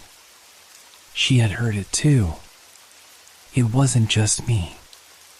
It was happening again. The apartment was drawing us further in, and we were powerless to stop it. Emma's eyes flicked toward the corner of the room, her body tensing. "They're watching," she murmured, her voice barely audible. "They've been watching us this whole time." "Emma, what are you talking about?" I asked, stepping toward her, trying to calm her down. But the more I looked at her, the more I realized that she wasn't just afraid, she was losing her grip on reality. "They're not gone," she continued, her voice trembling. "They're still here. The people who lived here before. I see them. In the mirrors. In the shadows. They're inside of us." I felt a knot tighten in my stomach. Her words didn't make sense, but the look in her eyes, the terror, the hollow desperation, spoke volumes. She wasn't just afraid of what was happening around us, she was becoming consumed by it. I reached out to touch her arm, but she flinched away, her body shaking. "Emma, you need to calm down," I said, trying to keep my voice steady, though panic was rising in my chest. "This place is messing with your mind. We need to leave. We need to get out of here." But Emma shook her head violently. No, we can't leave. Not yet. They won't let us. Her words sent a chill through me. Who won't let us? The ones who came before, she whispered. They're trapped here. Just like we are. The room fell into an eerie silence. I sat beside her, unsure of what to say or do. I wanted to make things better, to pull her out of this madness, but I could see that she was slipping away from me. The apartment had done this to her. It was feeding off her fear, off her confusion, twisting her mind until she could no longer tell what was real and what wasn't. And I couldn't help her. Not yet. As the night stretched on, Emma's mutterings grew softer, her voice fading into incoherence. She rocked back and forth on the bed, her fingers twitching as if trying to pull herself together. I watched helplessly, knowing that we were both spiraling into something we couldn't control. The apartment was closing in on us, suffocating us, and I didn't know how much longer we could hold on. The tension that had been building over the past few weeks finally snapped. It started with the smallest of things, a glance that lingered too long, a snapped word here, a cold silence there. But it all came to a head one evening after another restless night spent in the clutches of the apartment's oppressive atmosphere. Emma was more distant than ever, her skin pale, her eyes darkened with exhaustion and fear. Her behavior had grown erratic, the lines between reality and the horrors of the apartment blurring in her mind. I had tried to calm her, to assure her that everything would be okay, but the words fell on deaf ears. The more I tried, the further she seemed to pull away. That night, after another long day filled with whispers and shadows, Emma finally broke. She stood by the window, staring out at the dark streets of Boston, her back to me. I watched her silently, unsure of what to say.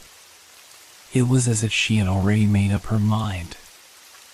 I can't do this anymore, Emma whispered, her voice hoarse from days of hardly speaking. We have to leave.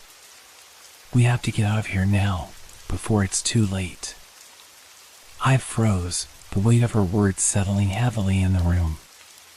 Leave? I repeated, the word feeling foreign on my tongue. What are you talking about? We can't just leave, Emma. This is our home now. She turned to face me, her eyes wide with desperation. Home? This place isn't a home. It's a nightmare. Can't you feel it? It's eating us alive. It's driving me mad. I stepped forward, my frustration mounting. You're letting this place get inside your head. You're seeing things that aren't there, hearing things that don't exist. It's all in your mind, Emma. No, she cried, shaking her head violently. It's real. It's all real. You don't understand, this apartment isn't just haunted, it's alive. It's using us, trapping us. It's going to take us just like it took the others. I felt a coldness settle deep in my chest. Don't say that. Don't talk like that. We're just stressed. You're stressed, Emma. This is just stress from moving, from the change. It's temporary. We'll get through this. But Emma was shaking her head again, her breath quickening, her hands trembling. No, it's not. You don't get it. You're still fighting it, but I can't anymore. I won't stay here another day. We have to leave, and we have to leave now. I could hear the edge of panic in her voice, the desperation clawing at her words. She was right there on the verge of losing herself, and I knew that if I didn't do something, I could lose her forever. But I couldn't accept that leaving was the answer. We're not leaving, Emma, I said, my voice firmer now, though doubt churned in my stomach. I'm not letting this place win. We're not running away from this. You can't just give up. I'm not giving up, she shot back, her eyes wild, her face flushed with fear. I'm trying to save us. You think I'm crazy, don't you? You think I'm imagining things, but I'm not. The apartment is changing me, changing you. It's already too late for me. It's too late for both of us. I reached out to her, trying to grab her shoulders and ground her, but she recoiled, her body stiff and unwilling to be touched. She looked at me as if she didn't recognize me, as if I were the one who had changed. You're not yourself anymore, I said quietly, a chill running down my spine. And neither am I. This place is messing with our minds, Emma. But we can fight it. We can stay and take control. We don't have to run. Her eyes filled with tears as she looked at me, her expression a mixture of heartbreak and fear. You don't understand. You can't see it. You're already too far gone. I felt a lump form in my throat, a painful weight in my chest. My mind screamed at me to listen to her, to see the truth in her words, but I couldn't, I wouldn't. We had come too far, invested too much. I refused to believe that this apartment, this place that I had tried to make our home, was the cause of her unraveling. It had to be something else, something outside of us, something we could control. I'm not leaving, I said again, this time with finality. We're not running from this. We'll figure it out. We'll make it through. Together. Emma stared at me for a long moment, her face twisted in disbelief. For a brief second, I saw something like pity in her eyes, and then her face hardened, a deep sadness creeping in. You don't get it, she whispered, almost as if to herself. I'm already gone. And if you don't leave, you will be too. With that, she turned on her heel and walked out of the room, her footsteps heavy, echoing through the silent apartment. I stood there, my breath catching in my throat, my mind spinning with conflicting emotions. I couldn't give up on her, not like this. But I couldn't let go of the apartment either. I had to fix this. I had to make things right. But as the apartment hummed around me, the whispers louder now, the shadows deeper, a terrible realization crept into my thoughts. Was Emma right? Was this place already taking us, slowly breaking us down until we could no longer recognize ourselves? I didn't know. But I couldn't stop now. Not when we were so close to something. The following morning, the apartment felt heavier. The oppressive silence was thick in the air, and I couldn't shake the feeling that the apartment was watching us. It was a strange sensation, as though every inch of the space had become alive, waiting for something. I had tried to convince myself it was just the stress, just the aftermath of the argument with Emma. But deep down, I knew something was terribly wrong. I awoke to the sound of Emma moving around in the kitchen, the clink of dishes a sharp contrast to the stillness that had overtaken the apartment. I rubbed my eyes and sat up, my body stiff and sore from a night of restless sleep. I hadn't slept much, not with the visions of shadows and whispers haunting me even in the dark. As I made my way down the hallway to the living room, something caught my eye. The walls, which I had previously examined for strange marks, now seemed different. Something had changed overnight. I stopped in my tracks. The once bare walls now bore fresh carvings, deep, jagged lines that seemed to shimmer in the dim light of the apartment. They were symbols I hadn't seen before, intricate and alien, running in patterns across the plaster. I ran my fingers over the closest one, feeling the indentations beneath my touch. These weren't just scratches. These marks were deliberate, carved with force, as if an unseen hand had etched them in the night. I stared at them for a long time, unable to move. My heart raced in my chest, and a cold sweat broke out on my skin. How had these gotten here? We had gone to bed the night before with the walls unmarked, plain, and ordinary. There was no way Emma had done this. She hadn't even been awake long enough to create such intricate carvings. And yet, here they were. I felt a chill crawl up my spine. The walls seemed to pulse with a dark energy, as if the markings were alive, feeding off my fear. I glanced over at Emma, who had just entered the living room, her face pale and drawn. "What's wrong?" she asked, her voice quiet, trembling slightly. I couldn't speak at first. The marks seemed to grow in size the longer I stared at them, shifting and changing, like they were part of something bigger. I could feel them drawing me in, and it was as if the apartment was pulling at the very core of my being. "Look," I said, my voice hoarse. "Look at this." Emma walked over slowly, her eyes widening in shock as she took in the sight of the carvings. Her breath hitched, and she raised her hand to her mouth, her eyes darting around the room as if expecting more marks to appear any moment. This wasn't here last night," she whispered, her voice trembling. I shook my head, still unable to process what I was seeing. "No, it wasn't. But it's here now. Just like the whispers, just like everything else. It's getting worse, Emma. It's like something is trying to tell us something." Emma's eyes flicked to the far corner of the room, her body stiffening. "It's not just the walls. It's the air. It's heavier. Like it's suffocating us." I turned and looked around the apartment, the sense of unease growing. The air was thick, the temperature dropping, as if something had shifted in the very fabric of the space. The markings weren't the only thing that had changed. Everything felt off, like the apartment itself had become more alive, more aware of our presence.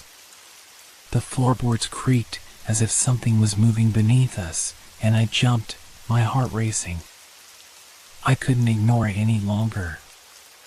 The apartment wasn't just haunted, it was alive, and it was playing with us, pushing us further into madness. "This can't be real," I muttered to myself, my hands shaking. "This isn't real." But as I stood there, the feeling deepened, a growing certainty that this place, this apartment, had been waiting for us, that it had chosen us to become part of its twisted history. It's happening again," Emma said softly, her voice breaking. "Just like with the others. The ones who disappeared. We're becoming part of it, aren't we?"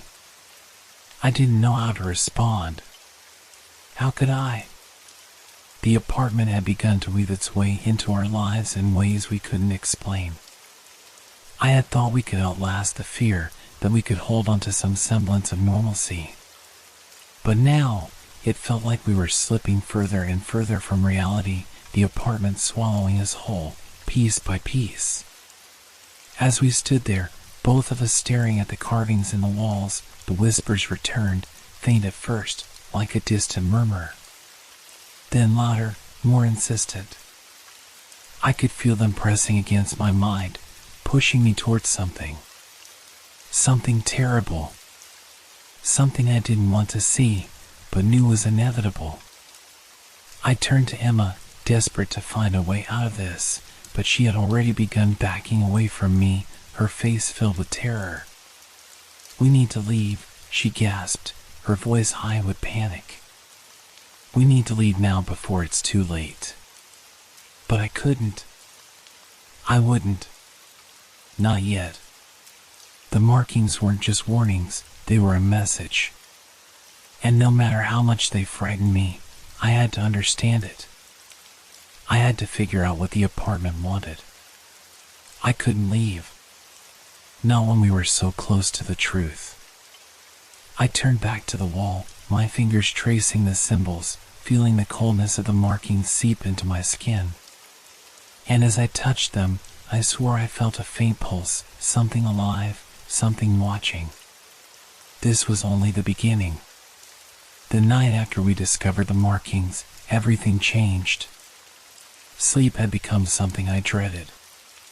It was no longer a sanctuary from the horrors of the waking world, but a portal into something far worse. I could feel the apartment pulling me into its depths, forcing me to relive its darkest moments.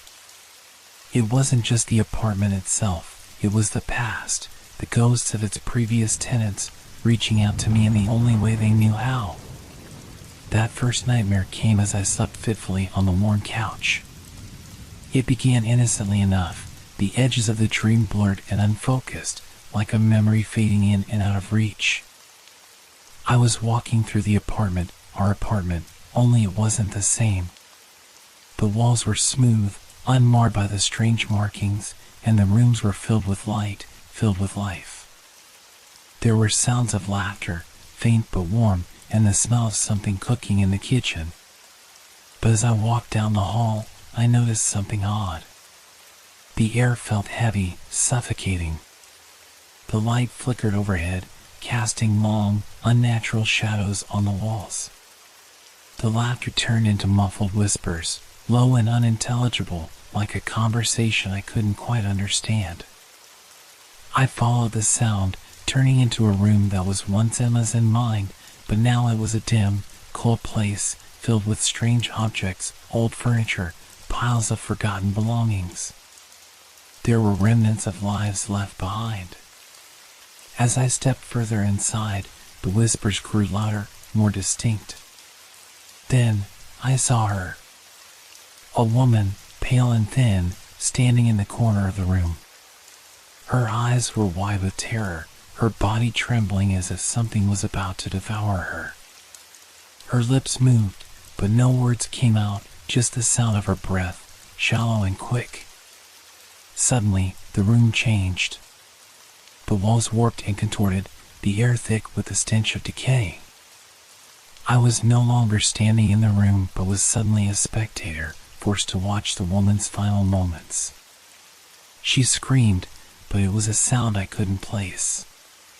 It wasn't human. It was the cry of something being torn apart. I couldn't look away. The scene unfolded before me, as if I were trapped inside the memory, unable to escape.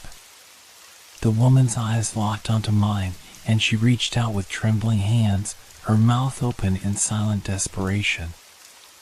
I felt her fear, her absolute terror, as if it was my own. She begged me for help, but her voice was lost in the madness of the moment.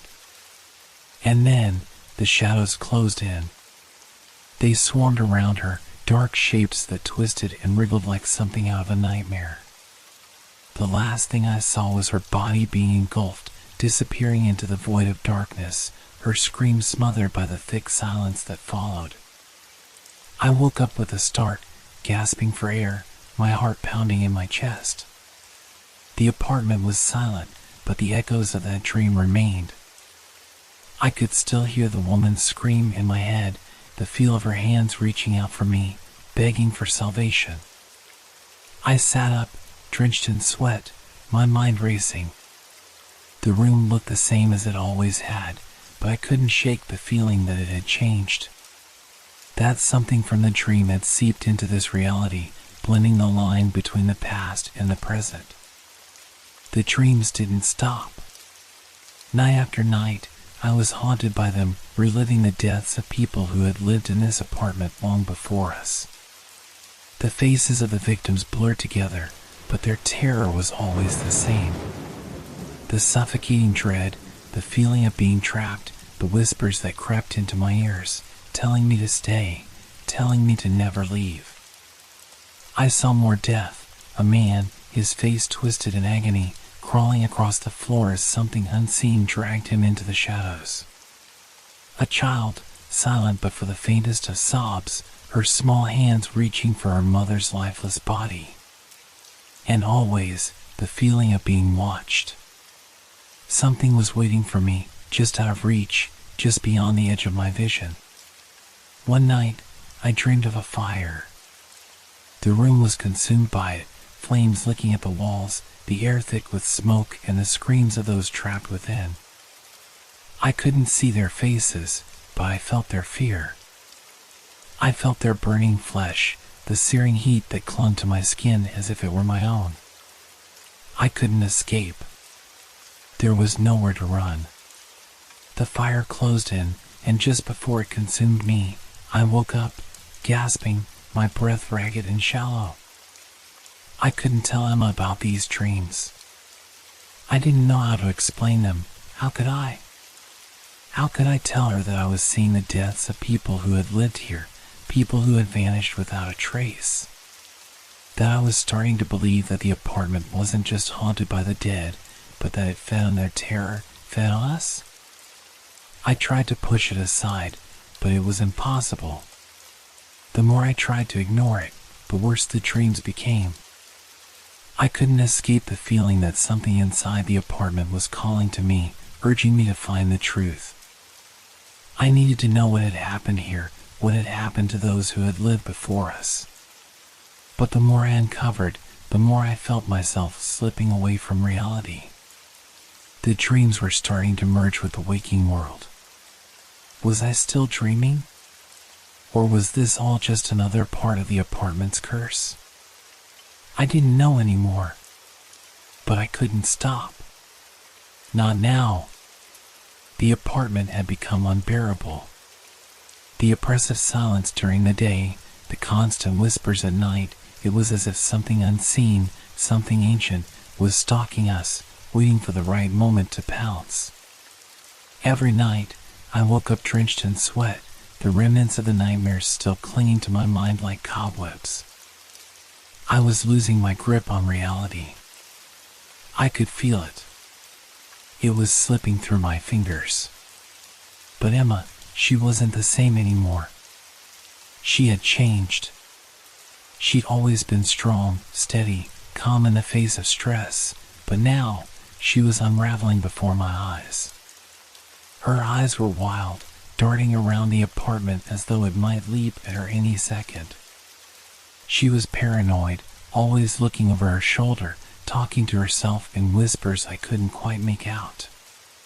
The light in her eyes had faded, replaced by something darker, something I couldn't recognize.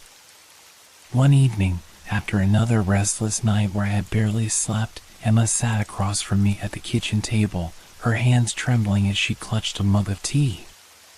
She stared at the wall, her gaze unfocused, and for the first time, I noticed how much thinner she had become. The shadows beneath her eyes seemed permanent now. "I can't do this anymore," she said, her voice barely above a whisper. "I don't think I'm strong enough for this." I rubbed my eyes, exhausted, trying to shake the sleep from my limbs.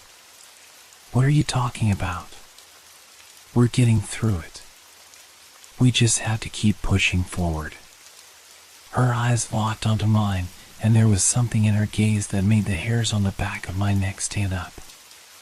It was a look I hadn't seen before, fear mixed with desperation. "This place," she said, her voice trembling, "it's alive. It's pulling us in. I feel it. It's drawing us closer, suffocating us." I froze. Her words seemed nonsensical, like a bad dream I was half waking from. I tried to laugh it off, but the fear in her voice was real. "Emma, that's just," I began, but she cut me off, shaking her head violently. "No, listen. I know you don't want to believe me. You keep thinking that it's just stress or bad luck, but it's not. It's the apartment. It's alive. It knows we're here, and it's feeding off us. It's watching us, waiting for us to break.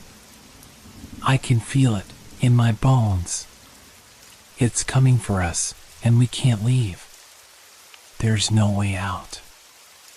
I opened my mouth to argue, to tell her that it was all in her head, that this was just a rough patch we'd get through, that the apartment was just an old building, nothing more, but the look in her eyes stopped me. She was beyond reasoning. She was consumed by it, this idea that the apartment wasn't just a place where we lived, it was something sentient, malevolent, something alive. "You're scaring me," I finally said, my voice hoarse. "We can't keep going down this path. You need to snap out of it. This isn't helping anyone." Her lips quivered, but she didn't break eye contact. "I know it sounds crazy. I do. But it's the truth. I've seen it. I've felt it. You can't tell me you haven't noticed it too. The way the air shifts in certain rooms. The temperature drops. The walls, they're alive, they're moving. The things that whisper in the dark, they're not just sounds. They're trying to tell us something. They're trying to warn us." I swallowed hard, the weight of her words pressing down on me. Part of me knew she wasn't completely wrong. The apartment had changed us. It had changed me. But I couldn't let myself believe that it was alive.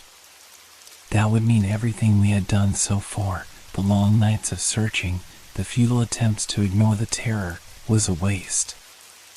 If Emma was right, then we were already trapped, already lost in its web. "We can't just give in to fear," I said, trying to sound calm, trying to convince both her and myself. This isn't real. It's just the stress.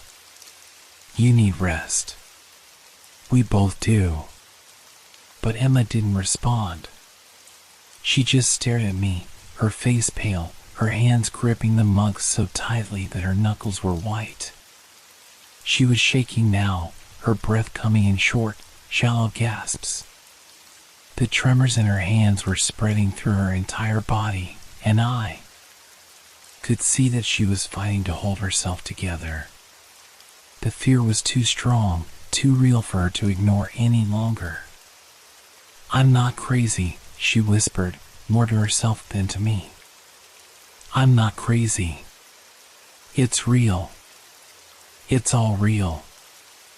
I felt a pang of guilt in my chest. I wanted to reach out to her, to reassure her, to tell her everything would be okay. But I couldn't. No, I wasn't sure I believed it myself. I stood up and walked toward her, my hands trembling. "Emma, please. I don't want to lose you to this. You're stronger than this." Her eyes flicked up to mine, her gaze sharp, almost accusatory. "You're already losing me," she said, her voice cold and distant. "Because you won't see it. You won't let yourself see it. You're too scared to admit what's happening." I stepped back, feeling like I was being pulled in two directions. Part of me wanted to convince her it was all in her head, to bring her back from this place of paranoia. But a darker part of me, a part one didn't want to acknowledge, knew she was right. The apartment wasn't just a building. It was something more. Something we had never understood, and perhaps never could. "You're wrong," I said, trying to keep my voice steady. "We just need to get some sleep, take a break. You'll feel better." But deep down, I knew she was slipping away. Emma was falling into the grip of the apartment, and I wasn't sure I could save her. I wasn't even sure if I could save myself. The apartment had changed us both, but it was clear now Emma had already surrendered. She had given in to the fear, and it was only a matter of time before it consumed us both completely. As I left her sitting there, her eyes lost in the shadows of the room, I realized that the more I tried to deny it, the more I was becoming a part of this nightmare too. The apartment was alive, and we were its prey. It had come to a breaking point. I could no longer ignore it. Emma was beyond reason, and every night the apartment seemed to whisper her name, beckoning her deeper into madness. The fear that had gnawed at me ever since we moved in had now become a suffocating weight. It was no longer something I could simply shake off. I couldn't pretend it was just stress anymore, and I couldn't pretend that everything was fine when I knew in my gut, knew deep in my bones, that it wasn't. Emma's terrified words echoed in my mind, "It's alive." The apartment, the walls, the shadows, it was all alive, and it was pulling us down, drawing us into its depths, to a fate I couldn't yet understand. I could feel it now, like fingers crawling across my skin, creeping under my thoughts, turning my world upside down. But I couldn't run. There was nowhere to go. This place had become our prison. Tonight, I would confront it. The entity, the force that haunted us, that had claimed Emma's mind. I would face whatever it was, and I would demand answers. I couldn't live like this anymore, not with the constant fear choking the life out of me. And maybe, just maybe, confronting it head-on would be the only way to stop it. I knew I had to do it alone. Emma, she wasn't herself anymore. She had fallen too far into the darkness, into the belief that the apartment itself was alive, that it was a force beyond our understanding, beyond our control. I had tried to hold her, tried to reassure her, but she had become unreachable. Her mind was as trapped as we were. I stood in the center of the living room, the place where everything had started, the place where the first shadows had flickered, where the first whispers had filled the air. The apartment was still, suffocatingly so.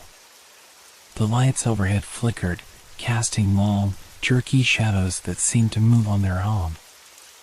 I felt them, the eyes in the walls, the whispers just beneath the surface. The apartment was aware of me, watching me, waiting for me to make the first move. I didn't know what I expected to happen. I didn't know what I thought I was going to find when I confronted the darkness. But I had no choice. If I didn't do this now, I would lose Emma if I hadn't already. The air was thick, thick with tension, like the walls were closing in, like they were about to swallow me whole. The temperature dropped again, as it always did before something changed. I could feel the chill crawling down my spine. The apartment, or whatever force it harbored, was ready.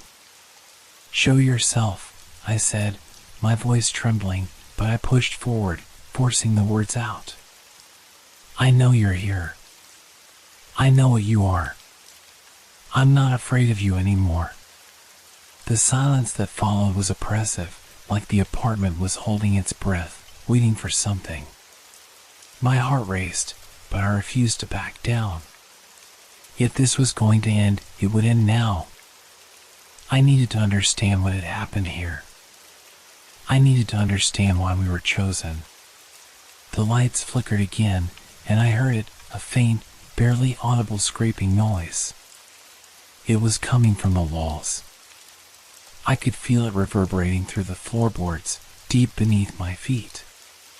It was the sound of something moving, something alive. Something in the apartment that wasn't supposed to be there.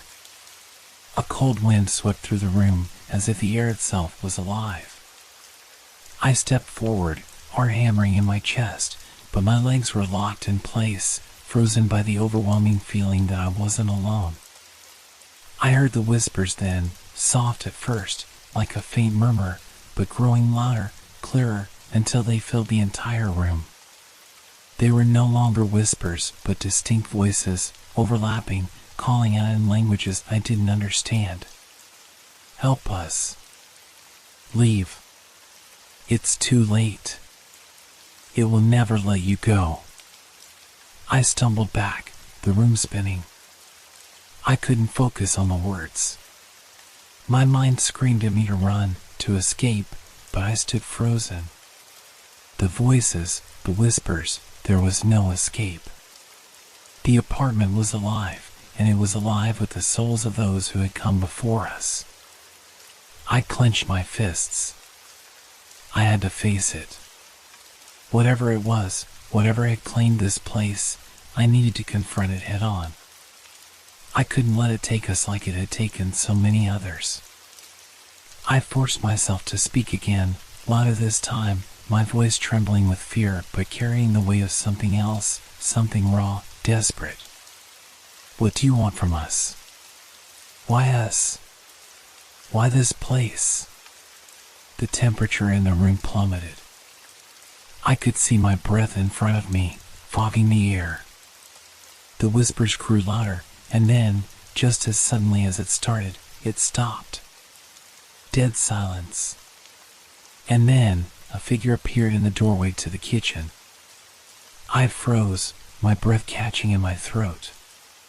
It was only a shadow at first, a distortion in the air, like smoke curling and bending in impossible shapes. But then, slowly, it took form.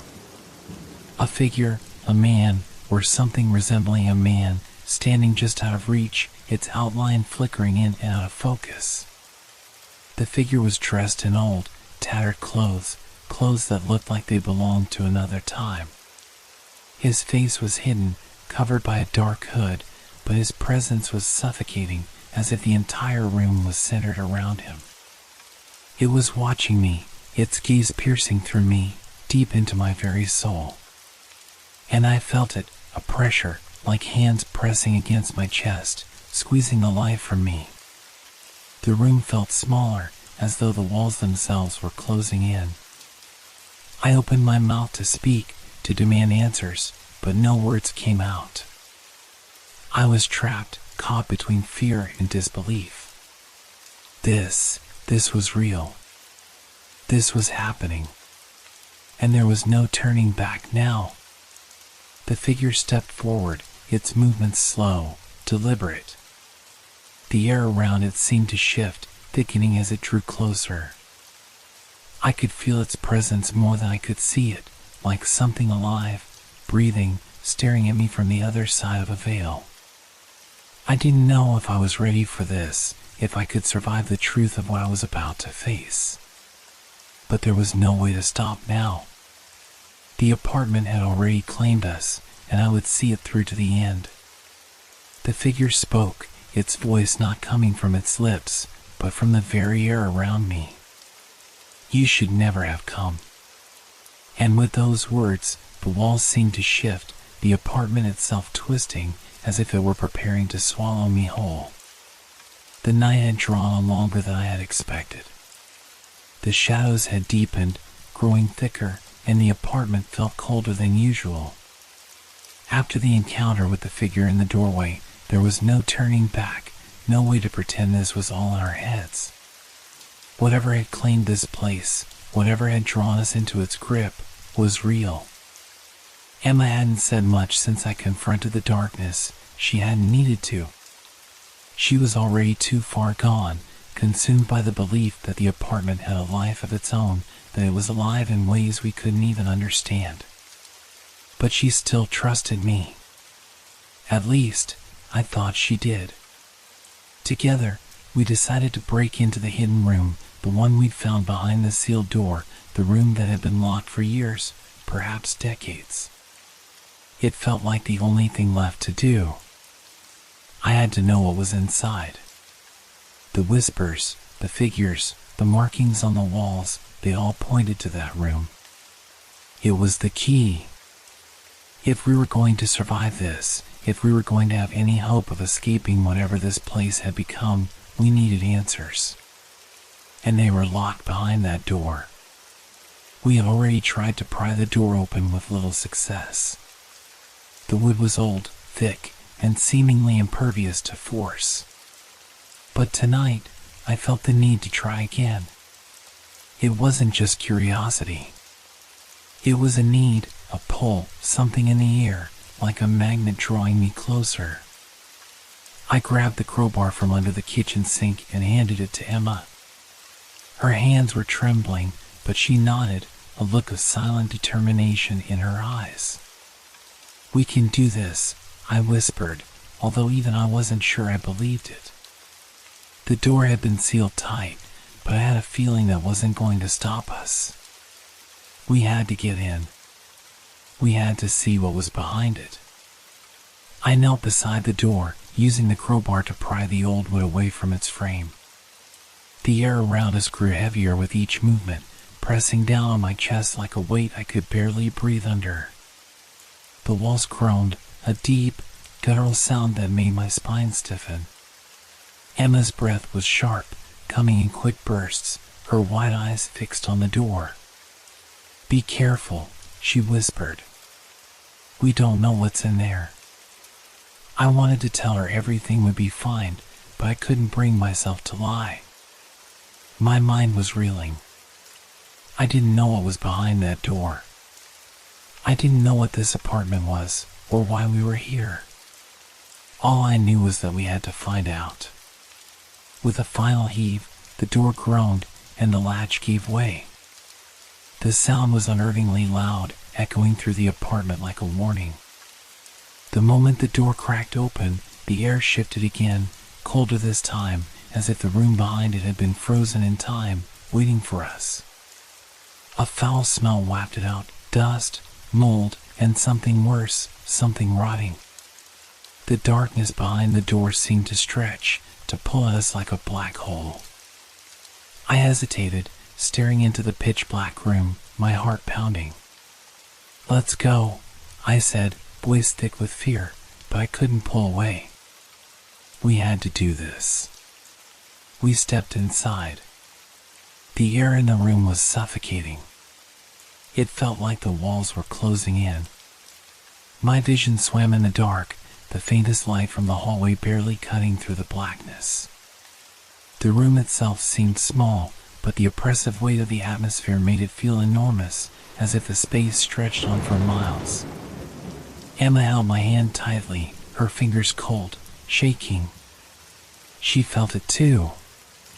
Whatever was in this room, whatever it was that had been sealed away, was awake now. We could feel it. "Look," Emma whispered, pointing to the far corner of the room. I squinted, my eyes adjusting to the dark. There, against the far wall, I saw them, symbols, scrawled hastily, etched into the stone like a warning. They were too ancient, too cryptic for me to understand, but I could feel their meaning deep in my bones. They were not meant to be seen. Not by anyone. I took a step closer, but as soon as I did, the temperature plummeted. A freezing gust of wind blasted from somewhere within the room, slamming the door behind us with a deafening bang.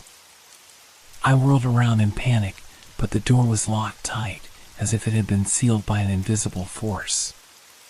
The walls trembled, and the lights flickered, casting long, jagged shadows that moved like living things.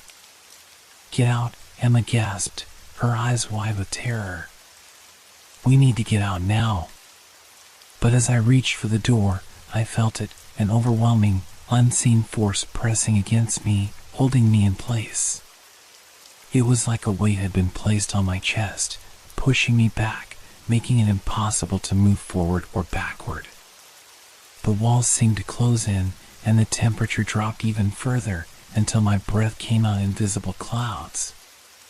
The symbols on the wall seemed to pulse, as if they were alive, reacting to our presence.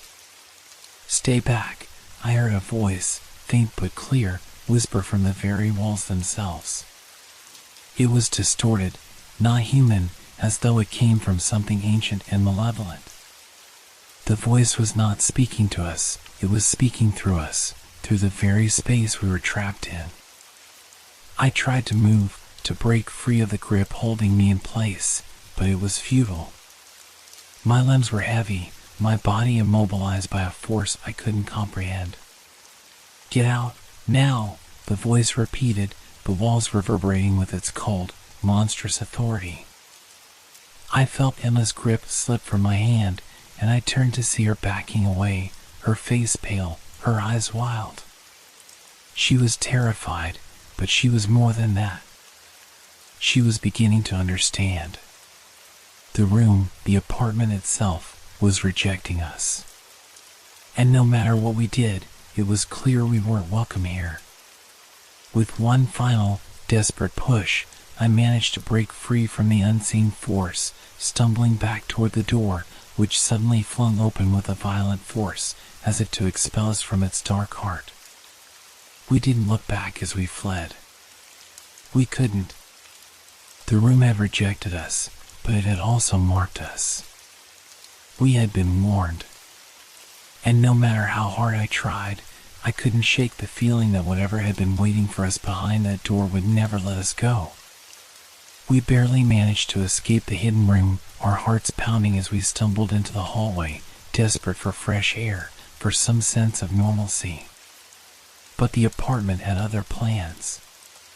The air felt different now, heavier somehow, thick with a presence that seemed to watch us, listen to us. As if the apartment itself was reacting to our every move, every decision. We had unlocked something ancient and powerful, and it wasn't going to let us go that easily. Why is it doing this? Emma's voice trembled as she pressed her back against the wall. She was staring at the hallway ahead, her face pale, her eyes wide with fear. I looked down the corridor, feeling a chill crawl up my spine. Everything seemed wrong. The hallway stretched longer than I remembered, the walls narrowing inwards like they were closing in on us.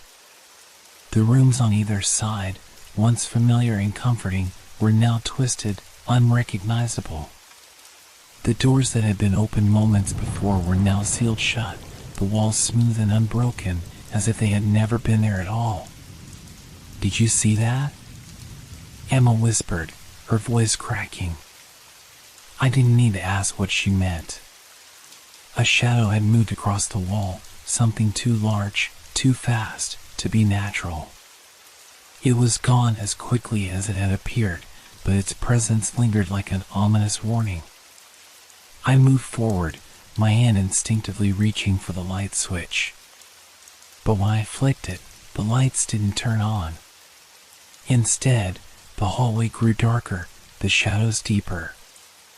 It felt like the walls were pressing in from all sides, as though the space itself was shifting, adapting, responding to our panic. This is not possible," I muttered, but my words seemed hollow in the growing silence. "The layout, it's changing." We turned back, trying to make our way toward the door we'd just come through, but the hallway had transformed. The door that had been at the end of the corridor was now completely gone. In its place was a smooth, featureless wall, like the entrance had never existed at all. "We're trapped," Emma whispered. It's trying to keep us here." I felt a sickening sense of dread flood my chest. She was right. It was like the apartment had grown alive, like it was deliberately shifting the layout to trap us inside. The hallway had become an endless maze. Every turn we made seemed to lead us back to where we started. The walls pulsed, faintly at first, then more violently, as if the building itself was breathing, watching us. I grabbed Emma's hand, tugging her toward what I hoped was the exit, but when we reached the end of the hallway, it was nothing more than a brick wall. The windows, which had once been a source of light and escape, were now sealed shut, blacked out completely. I could hear the sound of my own breathing, sharp and frantic, echoing in the silence. "No. This can't be real," I muttered, pacing frantically. "The apartment, it's alive." Emma clung to me, her face contorted in fear. "We need to leave. We need to get out. We can't stay here." But as I turned to find another way, the door that had been in front of us just moments ago was now gone entirely. Instead, the wall stood smooth and unbroken, as if nothing had ever been there. The apartment was reacting, moving, like it was alive, sensing our every fear, feeding off it.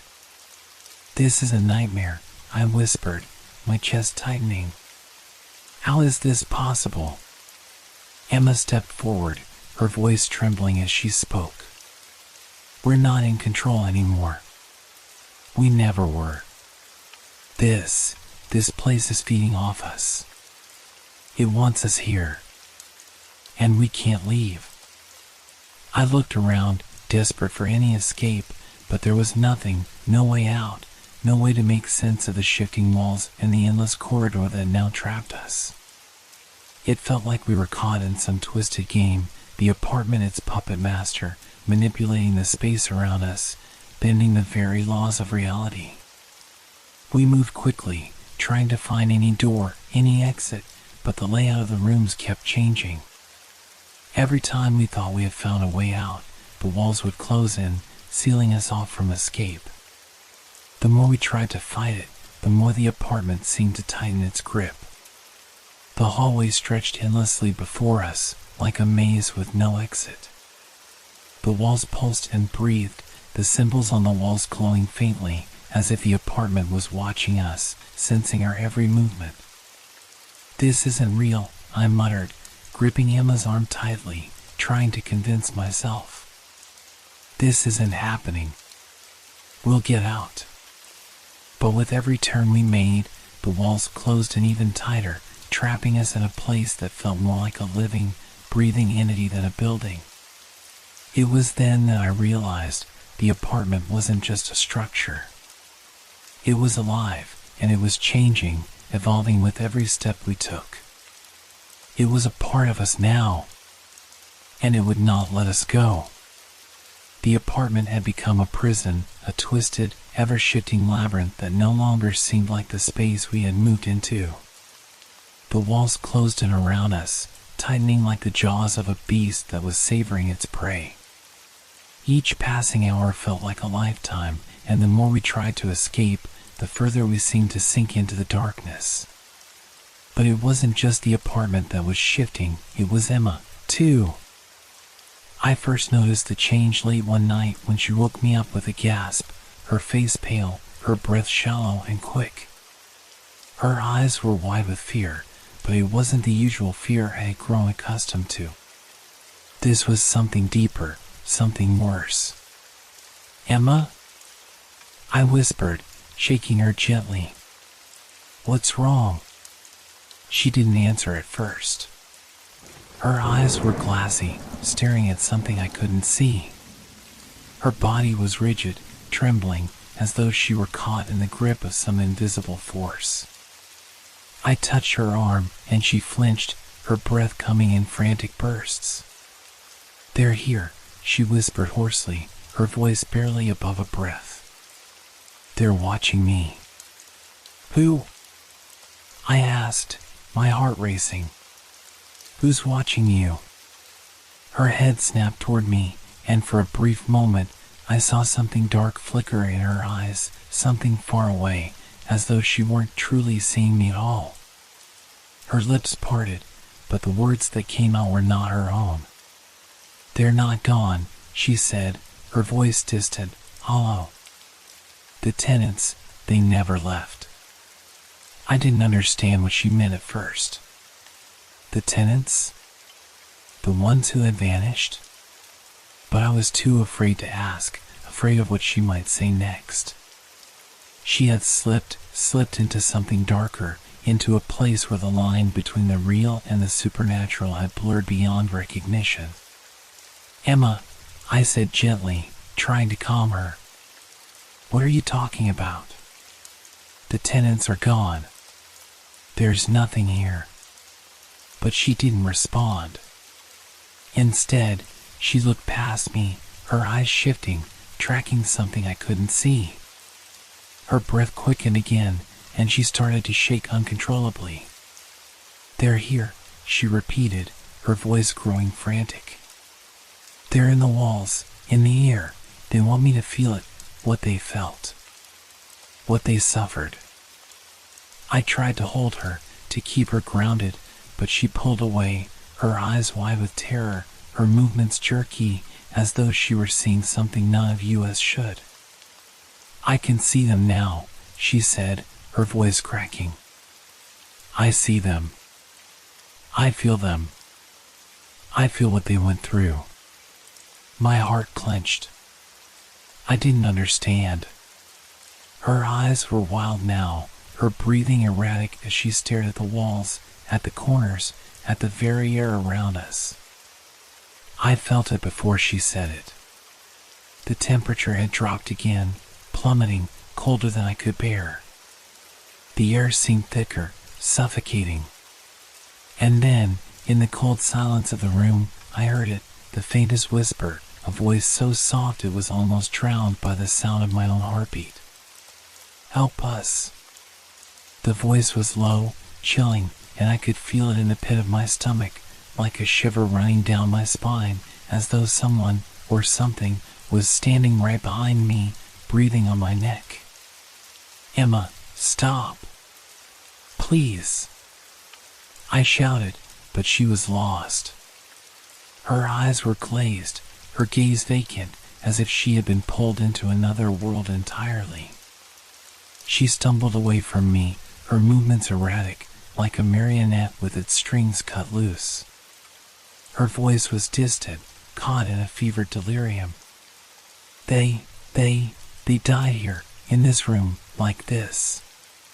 Her words faded into incoherent whispers as she sank to her knees, her hands clawing at the floor like she was trying to dig through the very walls of the apartment. Her fingers scraped at the wood, frantic, desperate, as if the floor would give way and let her escape. I feel it, she screamed, her face contorting in pain. I feel their deaths. The blood, the screams, the fear. I grabbed her arms, pulling her to her feet, trying to snap her out of whatever nightmare she had fallen into. But the look in her eyes, the vacant terror, told me it was no use. She wasn't there anymore.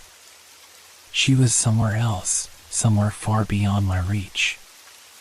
I can see it, Emma mumbled, her voice hoarse and distant.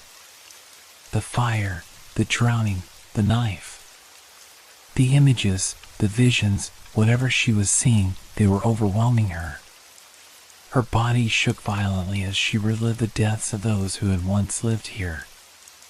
The apartment, this cursed place, was making her feel their terror, their pain, like it was hers to bear.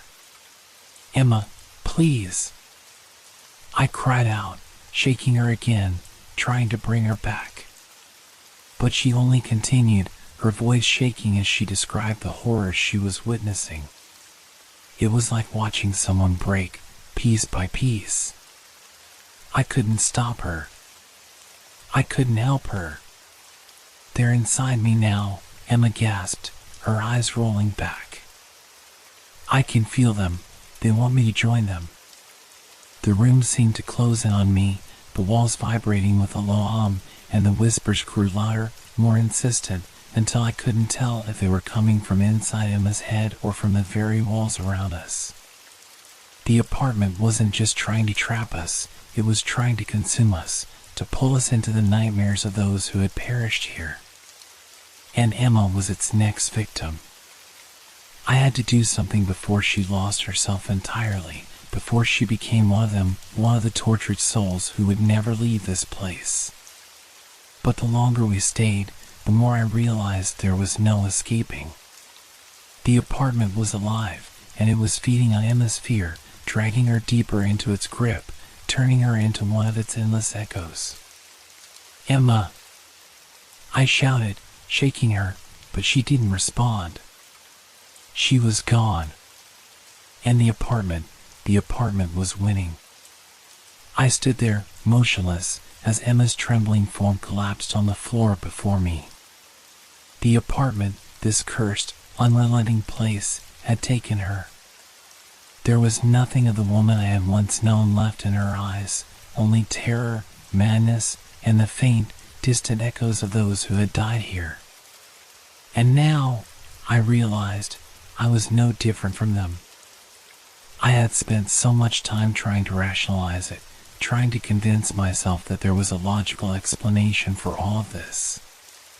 The noises, the shadows, the way the apartment seemed to shift and breathe with a life of its own. I had told myself it was just stress, just nerves, just our minds playing tricks on us. But now, I knew. I knew the truth. The apartment was alive. It was feeding on our fear, trapping us in its endless grip, dragging us down into the horrors of its past. It had a life of its own, an intelligence far darker than anything I had ever encountered. The walls, the floors, the very air, it was all part of the curse. And it had claimed us. I knelt beside Emma, my heart pounding in my chest. Her breath came in ragged gasps, her eyes still wide and vacant, her hands clawing at the floor as though she was searching for something. I wanted to scream, to shake her, to force her back to me, but I knew it was too late. Whatever grip the apartment had on her, it was already too strong. I had to find a way out. There had to be a way to escape this place, to break free from its grasp. But the longer I stayed here, the more I realized there was no escape. Every door was locked, every window sealed shut. The layout of the apartment kept changing, shifting like a maze, leading us deeper into its endless corridors. Why did it let us in? I thought desperately. Why did it choose us? The answer was almost too simple to bear. It didn't choose us. We had chosen it. The ad. The perfect apartment in a city we had only just moved to. The price too good to be true. We had been drawn here without question, without suspicion. And now we were trapped, just like all the others who had come before us, just like all the other souls who had vanished without a trace, leaving only whispers and memories. I had heard the stories from the neighbors, seen the faint scratches and markings on the walls that had been there when we first moved in. I had dismissed them, convinced they were just remnants of the building's age, nothing more than decay. But it was more than that. Those symbols, those markings, they were part of the apartment's curse, part of the power that had taken hold of this place long before we arrived. And now, I was too deep into its grip to get out. I stood slowly, looking around the room. The walls were pulsing again, breathing in rhythm with my own heartbeat. The whispers were growing louder, more insistent, swirling around me like a tornado.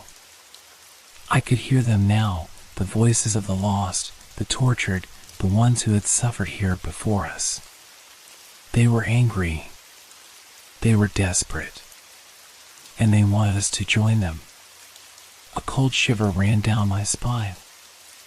I turned to look at Emma once more, her body still shaking on the floor, her lips moving in silent agony. The apartment had taken her. It had broken her down, piece by piece, until there was nothing left but a vessel for its darkness. And now it wants me too. I stumbled backward, my mind reeling. I couldn't fight it. I couldn't save Emma. I could barely save myself. But I had to try. I had to escape this nightmare before it consumed me completely. I looked toward the door, but once again it had disappeared. The hallway beyond was nothing but darkness, an endless void stretching out before me. The apartment had grown too large, too powerful. It was alive, and it was closing in. I sank to my knees, defeated. The realization hit me like a wave. There was no escape. There never had been. This apartment was a trap, an endless cycle of suffering and despair that repeated itself over and over. No one had ever truly left. They had all become part of it, absorbed into the very walls, the very air. Tears burned in my eyes, but I wiped them away, refusing to let myself break down. Not yet. Not until I had one last chance. I had to fight. But the more I thought about it, the more hopeless it felt. What could I possibly do? The apartment had already claimed Emma. What hope did I have of escaping when every escape seemed to close off the moment I reached it? I couldn't fight the apartment directly. I couldn't stop it. It was too strong, too relentless. But there had to be some way to leave. To sever the connection, to break free from whatever it was that held us here. The thought filled me with dread, but I had no choice. I had to find the source of the curse. I had to find the heart of the apartment, the thing that kept it alive, and destroy it. But as I stood up, my legs trembling, I heard it again, those whispers. Louder now, more insistent. They were all around me, coming from the walls, the floors, the air itself. Leave now, before it's too late.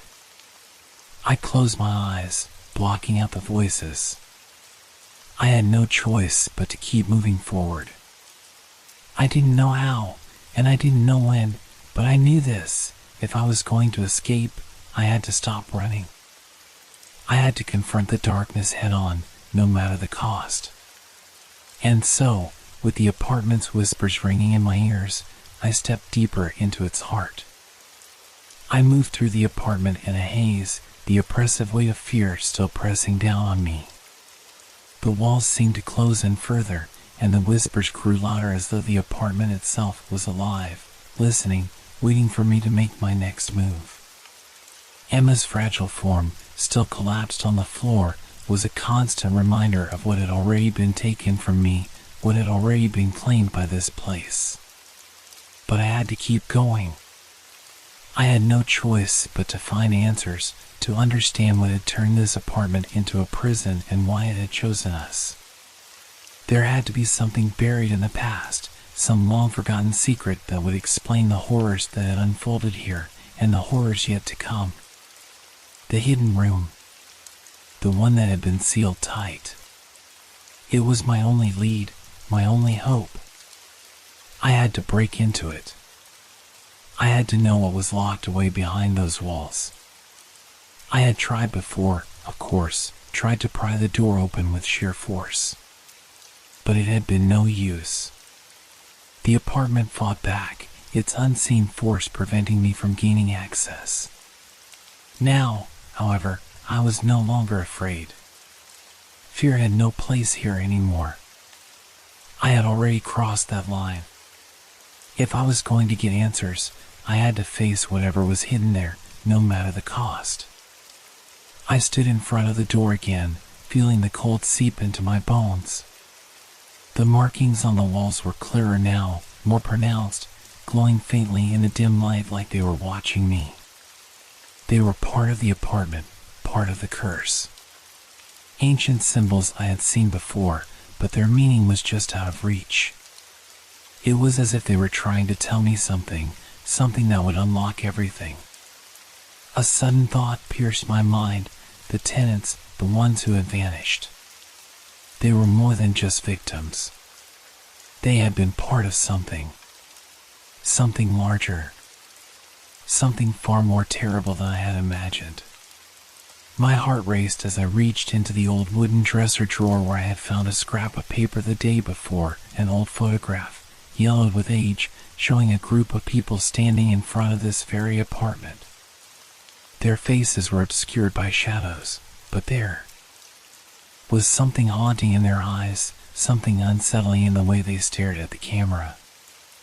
I had dismissed it at first, but now the image seemed to be calling out to me. I flipped the photo over. Scrawled on the back in faded ink were words that sent a chill down my spine, the cult of the forgotten ones. April 1884. I stared at the words, struggling to make sense of them. A cult? The forgotten ones? I had to know more. I knew where to go. There was a small library in the building, tucked away in the back corner of the apartment complex.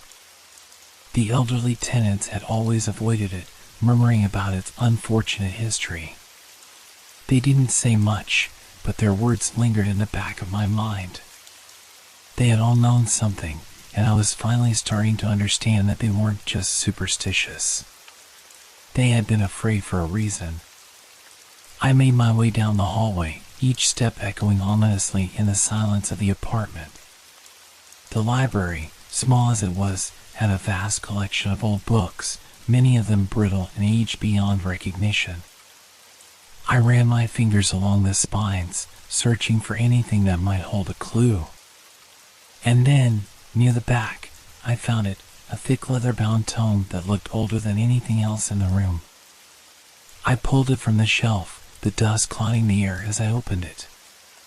The pages were filled with strange diagrams, occult symbols, and passages written in a language I couldn't understand.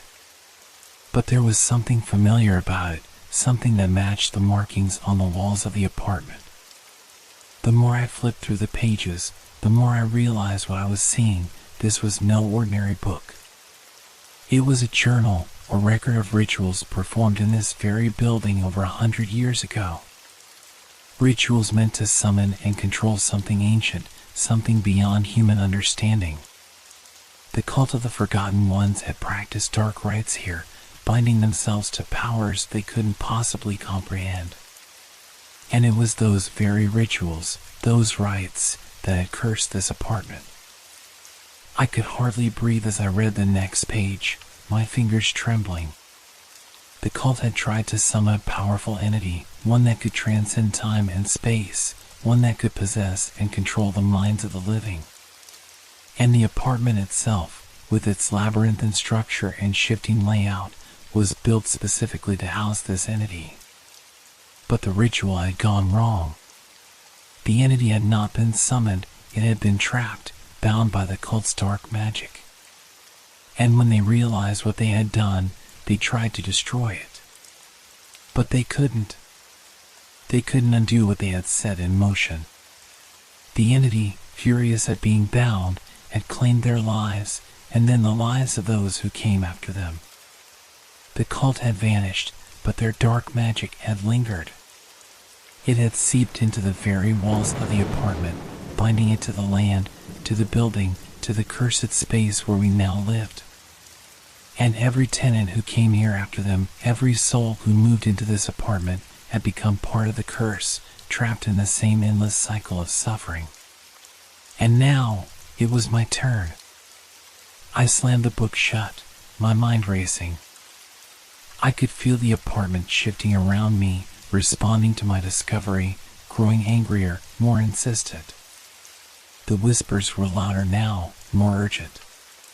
The markings on the walls seemed to writhe in front of my eyes, as though they were alive, watching me. I had to get out.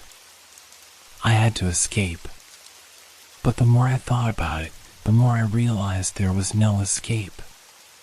The entity that haunted this place had already claimed its next victim. And as much as I wanted to fight back, to break free of its hold, I knew deep down that the apartment would never let me go. I was trapped, just like all the others who had come before me. The truth had been revealed. But it was too late to change anything. The apartment had already marked me. And now, it was only a matter of time before I, too, would be consumed by the darkness that lived within these walls. The air in the apartment was suffocating, thick with the weight of what I had just uncovered. The journal, its ancient pages still haunting my hands, felt like a chain binding me to this place. I couldn't shake the images from my mind, the cult, their dark rituals, the entity they had tried to control. The apartment was its prison, its domain, and we had unknowingly walked into it. I stood there, frozen, the weight of the truth pressing down on me. Emma had disappeared again. I hadn't seen her for hours, and the emptiness of the apartment seemed to stretch out, mocking my attempts to hold on to some semblance of normalcy.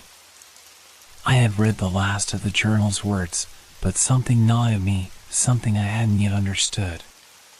The cult was one thing, but the apartment itself, it had been feeding off every soul that had come before us, drawing them in, luring them with promises of comfort, of sanctuary.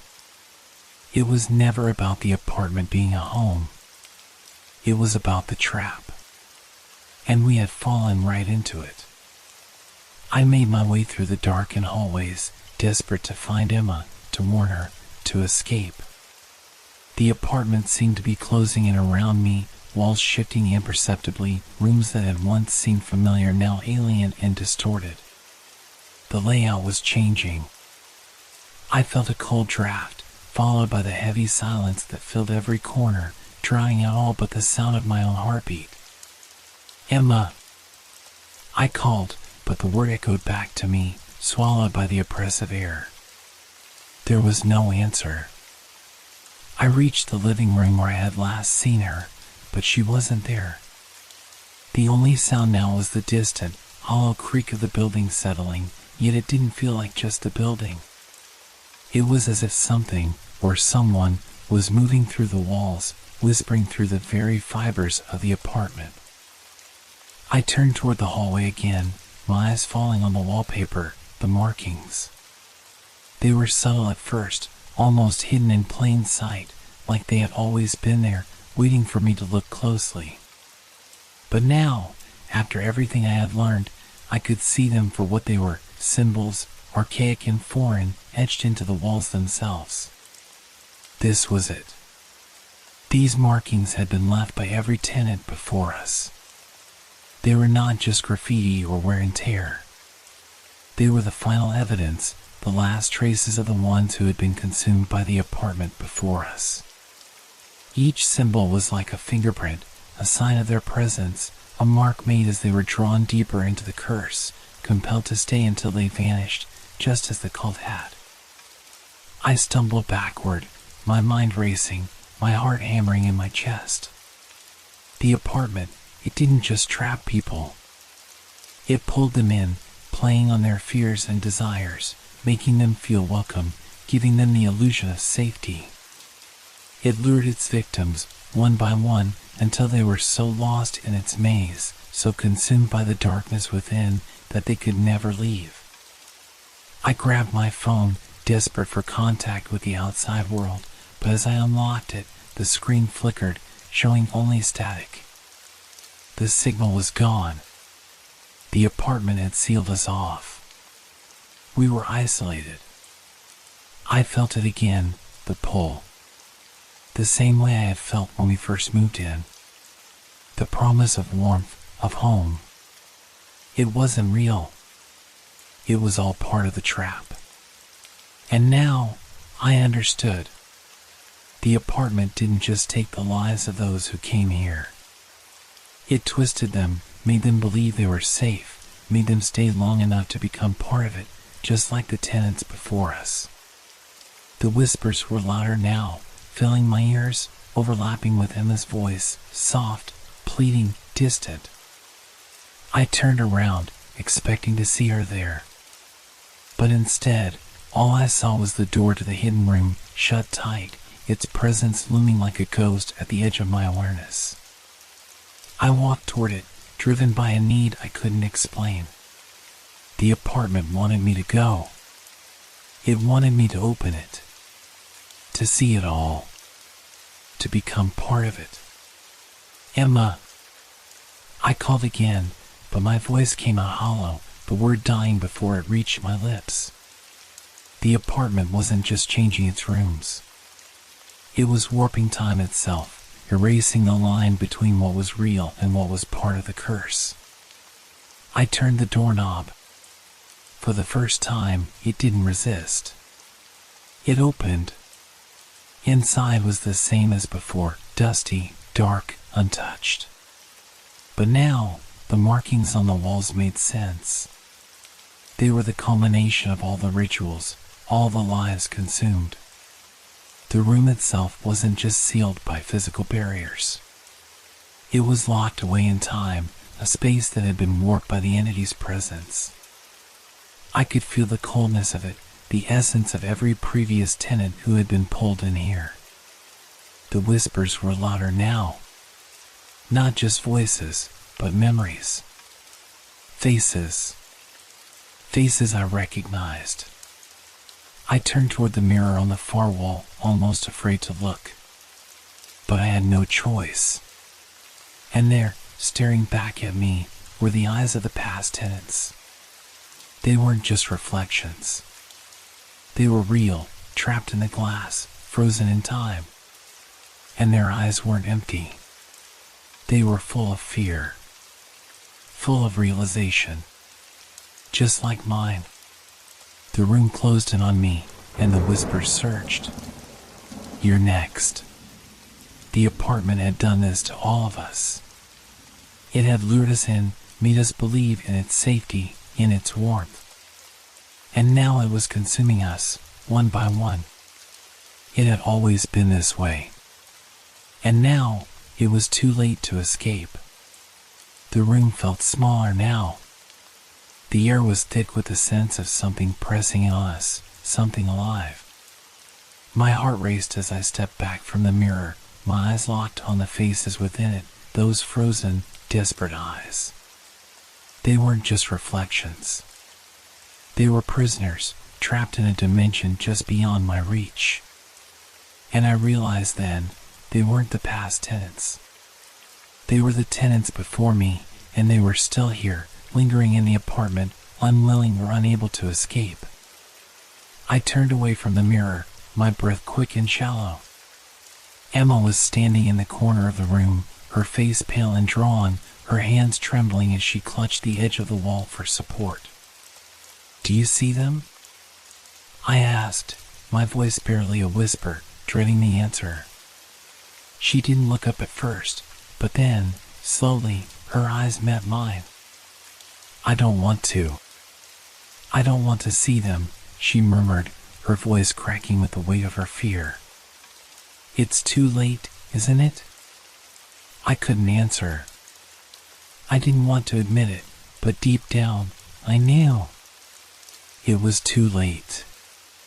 The apartment had us. The curse had already started to sink its teeth into us, and now, leaving wasn't an option. Not without consequences, dire, irreversible consequences. I grabbed her arm, pulling her toward the door. "We need to leave. We need to get out. Now." But as I reached for the handle, a cold gust of air slammed the door shut with a force that rattled the walls.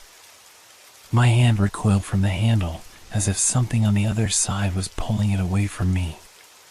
The temperature dropped sharply, and I felt the oppressive weight of the apartment settle over us like a thick, suffocating blanket. "Why won't it let us leave?" Emma's voice cracked as she turned to face me, her eyes wide with terror. The apartment seemed to respond to our panic, shifting around us. The hallway stretched out impossibly long, and the front door, once so close, seemed to move further away with each step. I tried to push forward, but it was as if the walls were pushing back, closing us in. "Something's wrong," I said, my voice hoarse. We can't leave. It won't let us." Emma's face paled further, her lips trembling. "We can't stay here, either. We're trapped." I turned back to the room, hoping that something had changed, that the mirror had stopped reflecting those dead faces, or that the walls had stopped closing in. But no! The apartment was more alive now than ever before, its very structure breathing around us, twisting to suit its will. "What's happening to us?" Emma whispered.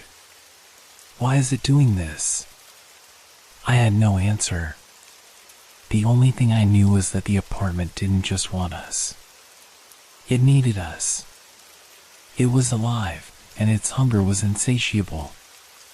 A faint sound, like scratching, echoed from the walls. At first, I thought it was the building settling again, but it was different. More deliberate. More purposeful. The walls seemed to be speaking, or perhaps it was the apartment itself, whispering a language I couldn't understand. "You can't leave." The voice wasn't Emma's. It wasn't mine. It came from all around us, deep from within the apartment's very bones. A voice that was both old and ancient, yet impossibly close, like it was right behind us, in the room with us. I turned, panic rising in my chest, but Emma was already backing away, her eyes wide, her breath coming in short, ragged bursts. "We need to get out. We need to get out now." I reached for the door again, my hand shaking, but once again, the air thickened, as if the apartment was pressing down on me. The doorknob refused to turn, the walls groaning under some unseen weight. The force pushing back against us was unbearable, like a wall of darkness, cold and impenetrable. "We can't leave," I said softly, almost in disbelief. The realization hit me like a slap. We can't leave without it taking us. Emma's eyes filled with terror, and I saw the same horror reflected in her face. We weren't just stuck here. We weren't just trapped by the walls. If we tried to leave, the apartment would make sure we didn't escape. It would consume us, just as it had done to every other tenant before us. The very thought of it made my stomach churn. I looked back at the mirror, the faces of those who had come before us now clearer, their features etched with the same realization. They had tried to leave, and it had taken them. The apartment didn't just trap people. It consumed them, bodies and souls alike. I turned to Emma, the cold sinking deeper into my bones. "We have no choice," I whispered. "We have to stay. If we try to leave, we'll die." Her face paled, and I could see the fight in her eyes, the desperate, animal instinct to survive. But it was already too late for us. The apartment had made its choice. Suddenly, the walls groaned again, louder this time.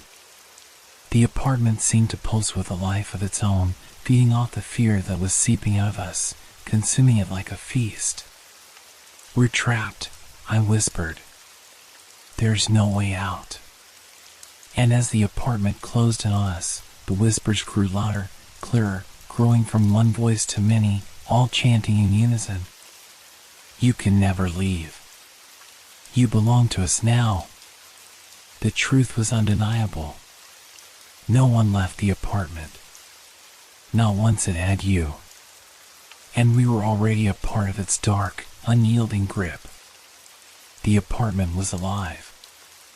I could feel it now, each breath thick with a suffocating weight, each step I took deeper into its grasp. The walls groaned, a low, hollow sound that reverberated through the floor beneath my feet. I couldn't escape it. I couldn't escape it. The hallway stretched endlessly before me, and the rooms I once knew felt foreign now, distorted. I turned to Emma, but she was frozen, her eyes wide, fixed on the walls as if she, too, felt the apartment closing in around us. The apartment wasn't just trapping us, it was changing us. The walls, the floors, even the very air felt like it was shifting with some unseen intention, bending toward us like a predator narrowing its jaws. The temperature plummeted. My breath formed mist in front of my face, swirling around me, thickening the air with its cold touch. The warmth that had once fooled us, that had made us feel at ease, was gone. In its place was something darker, something hungry. The shadows in the corners of the rooms seemed to stretch longer, their edges curling inward, like they were trying to reach for us. "Do you hear that?" Emma whispered, her voice trembling. At first, I thought she meant the distant, muffled whispers, the voices we had grown used to, voices that we could never quite place. But now, they were sharper, louder, rising from all directions. Not whispers anymore, but scratching. The sound of nails against wood, against plaster, against the very bones of the building. It was coming from all around us. The walls, no, the floorboards, the ceiling, were moving, shifting, creaking as if they were alive. I could feel the ground beneath my feet buckling, a low rumble shaking the floor, like the apartment was shifting its foundation. "Run!" Emma cried, but her voice was lost in the cacophony of creaking, scratching, the pulsing hum of the apartment. Her eyes were wide with terror, and her steps faltered as she backed away from the hallway. She stumbled, her hands gripping the walls for support, but it was no use. The walls were moving. I tried to follow her, but as I turned, I saw the hallway bend. The narrow space before us seemed to close in, the walls curling inward, squeezing the space tighter, faster. I reached out, desperate to stop the walls from pressing down on us, but my hands met only cold plaster, an unyielding surface that seemed to absorb my touch. "Emma!" I shouted, but my voice barely cut through the growing sound of grinding stone and wood, the creaking of the apartment shifting itself to trap us in its depths. The air felt thick, like something was pressing against my chest, pushing the breath from my lungs. I turned back toward her, but the apartment had already begun to separate us. The hallway that once led to the front door was now an unrecognizable maze. It was a living thing, a twisting, endless nightmare that we had no way of escaping. Every step I took, the walls closed in, narrowing the space further. The door, which had seemed so close just moments ago, was now impossibly distant. I could feel the distance growing with each heartbeat. The noises grew louder. It wasn't just the walls anymore. It was the ceiling, the floor, every corner of the room seemed to be alive, groaning and cracking, as if the very structure of the apartment was coming apart, piece by piece. The sound of scraping claws against the walls echoed through the space, rising in volume until it was deafening. The apartment was moving, shifting, trying to swallow us. Emma was still ahead of me, her face contorted in a mix of fear and disbelief. "We have to get out." "Please," she screamed, her voice breaking. But the apartment had other plans. As I reached toward her, I felt a sudden, sharp pull on my arm. I looked down and saw the floorboards around me warping, bending, as if the apartment itself were reaching for me, trying to drag me down into the depths beneath us. My body lurched forward, the floor beneath my feet buckling, but I managed to stumble back. I could feel the floor pulling away beneath me, as if it were hungry, opening up to swallow me whole. The walls closed in, inch by inch. The apartment was alive, and it was closing the gap between us. I could hear Emma's frantic footsteps as she tried to retreat further into the apartment, but the sounds of movement were drowning her out. I reached toward her, calling her name, but as I took a step forward, the hallway shifted again. It was impossible to move forward or backward. We were trapped in a living maze, each wall tightening, each room warping in real time. The apartment had begun to fold itself into a new shape, one that we couldn't escape. We were being consumed. Emma screamed as a section of the ceiling above her cracked and fell. The apartment was not just moving. It was destroying, reshaping itself to devour us whole.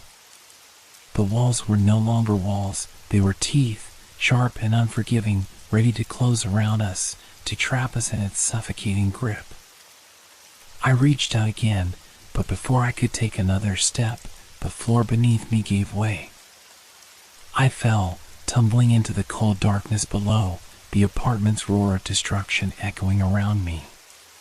The walls, the floor, the very air seemed to close in, each movement of the apartment a final tightening of the trap. The last thing I heard before the darkness swallowed me whole was the sound of the apartment's walls shifting, the scratching growing louder as it claimed another soul. And then, nothing. The apartment was no longer just a building. It had become something far worse, a trap, a prison of the mind and soul. But it wasn't just the walls that were shifting anymore. Something was inside them. Something dark and ancient, twisting the very fabric of reality. And now, it was starting to twist her. I turned just in time to see Emma's face contort, her eyes wide with something other than fear. It was like the apartment had reached into her, taken hold of her mind, and twisted it into something unrecognizable. Her body stiffened as if someone had seized control, and her hands clenched into fists, her nails digging into her palms with such force that they drew blood. I called her name, but there was no response. Her head jerked toward me, her gaze empty and distant. Her breath came in sharp gasps, as if she were struggling to hold herself together, but the apartment was relentless, pulling her further away with each passing second. "Emma!" I shouted again, my voice breaking. "Emma, fight it! Please, fight it!" But her mouth didn't respond with words. Instead, it twisted into a grimace, her lips curling into a snarl, and her eyes, those once familiar, kind eyes, had darkened. It was as if the apartment itself had injected its curse into her, filling her with the anguish of the tenants who had come before us. The faces in the mirror, the whispers in the walls, they were all pouring into her, taking root in her mind. And then she lunged at me. I barely had time to react. Her hands shot out with unnatural speed, grasping my shirt with such force that I felt the fabric tear beneath her grip. Her strength was impossible. She pushed me backward, her fingers tightening around my throat like a vice. I gasped, struggling to free myself, but it was as if she was no longer Emma. She was something else, something old, something that had been waiting in the apartment for us, waiting to take control. "You can't escape." Her voice came from her lips, but it wasn't hers. It was a chorus of voices, whispers and screams and chants, all blending together into one horrific sound. It was the voices of those who had lived here before, the ones who had never left. The ones who had been consumed. I scratched at her hands, trying to pry them away from my neck, but it was like trying to break free from iron chains. Her grip was inhuman. Her eyes glowed with an unnatural light, flickering like candle flames caught in a draft. She grinned, her teeth sharp, twisted into a cruel smile. "You'll never leave." The voices echoed again, all of them pouring from her throat. "We never left. You won't either." I could feel the room closing in on me again. The walls creaked, groaned, like they were moving on us, too. The apartment was alive, but now it wasn't just trapping us. It was feeding on Emma's pain, feeding on her fear. And it wanted more. It wanted me. I managed to grab her wrists, the pain in my throat sharp and biting, but I had no choice. I shoved her away with every ounce of strength I could muster. For a moment, she stumbled back, her breath ragged, her face twitching as though she were fighting for control. Her eyes blinked rapidly, the haunting light fading, only to return with an even fiercer intensity. I couldn't let this continue. I couldn't let the apartment take her like it had taken so many before. I needed to snap her out of it. "Emma!" I screamed, desperate. "Fight it. You're not them. You're not like them." But her mouth curled into a vicious smile, and for a moment I thought I saw the shadow of someone else, behind her eyes. The spirits of the past tenants, their faces twisted in agony, danced behind her gaze. They had taken root in her, planting their rage, their hunger, their desperate need for release. She lunged again, but this time I was ready. I grabbed a nearby lamp, swinging it at her with all my strength. The lamp cracked against her skull, and for a brief, heart-stopping moment, Emma staggered, as if the blow had broken whatever hold the apartment had on her. She froze, her breath catching in her throat. And then, just as quickly, her hand shot out once more. She grabbed the lamp, her fingers twisting around the metal like it was nothing more than a toy. Her eyes were no longer just possessed. They were hungry. She was the hunger. You can't save her. The voices hissed. We are Legion. We are the past. You will become us. My heart hammered in my chest as I tried to push her back, to shove the apartment's curse out of her, but the darkness was too deep. The force within her was too strong. Emma was no longer the woman I loved. She was a vessel, a host for the apartment's dark history, and I was helpless to stop it. She stepped forward again, her movements jerky, unnatural. With every step, the walls around us seemed to pulse with her, feeding off her rage, her fear, her madness.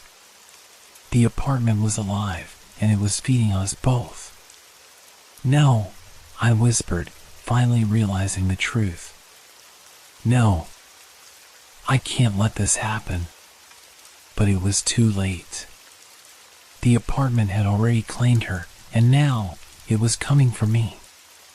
The apartment was not just a place, it was a prison. A twisted, unrelenting force that fed off us, devoured our very souls, our fears, and most terrifyingly, our memories. And now, as I stood there, my hands trembling as I looked at Emma, no, not Emma anymore, I could feel it all around me. The oppressive weight of the walls pressing in, the oppressive air, thick with dread. It was more than the apartment structure, it was the force behind it. It was alive, and it was feeding. I had been so blind, so foolish.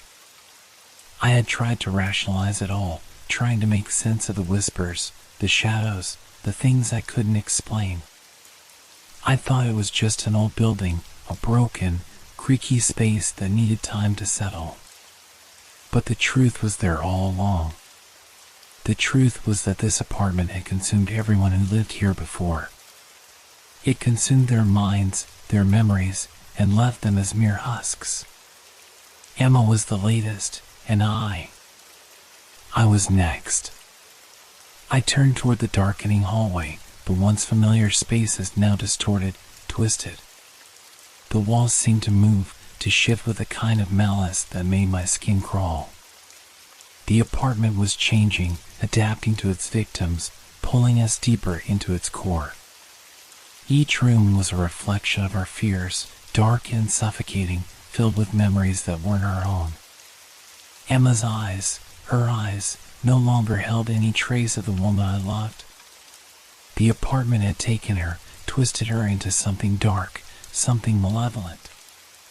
She stood there, staring at me with cold, lifeless eyes, her body trembling, her hands raised like a puppet on strings.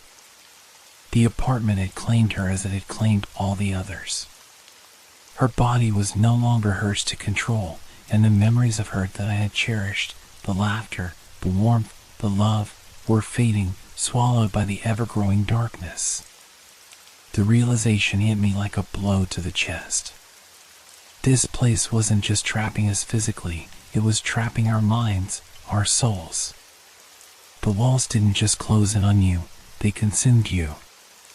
They took everything, every memory, every moment of joy or fear, and they fed on it.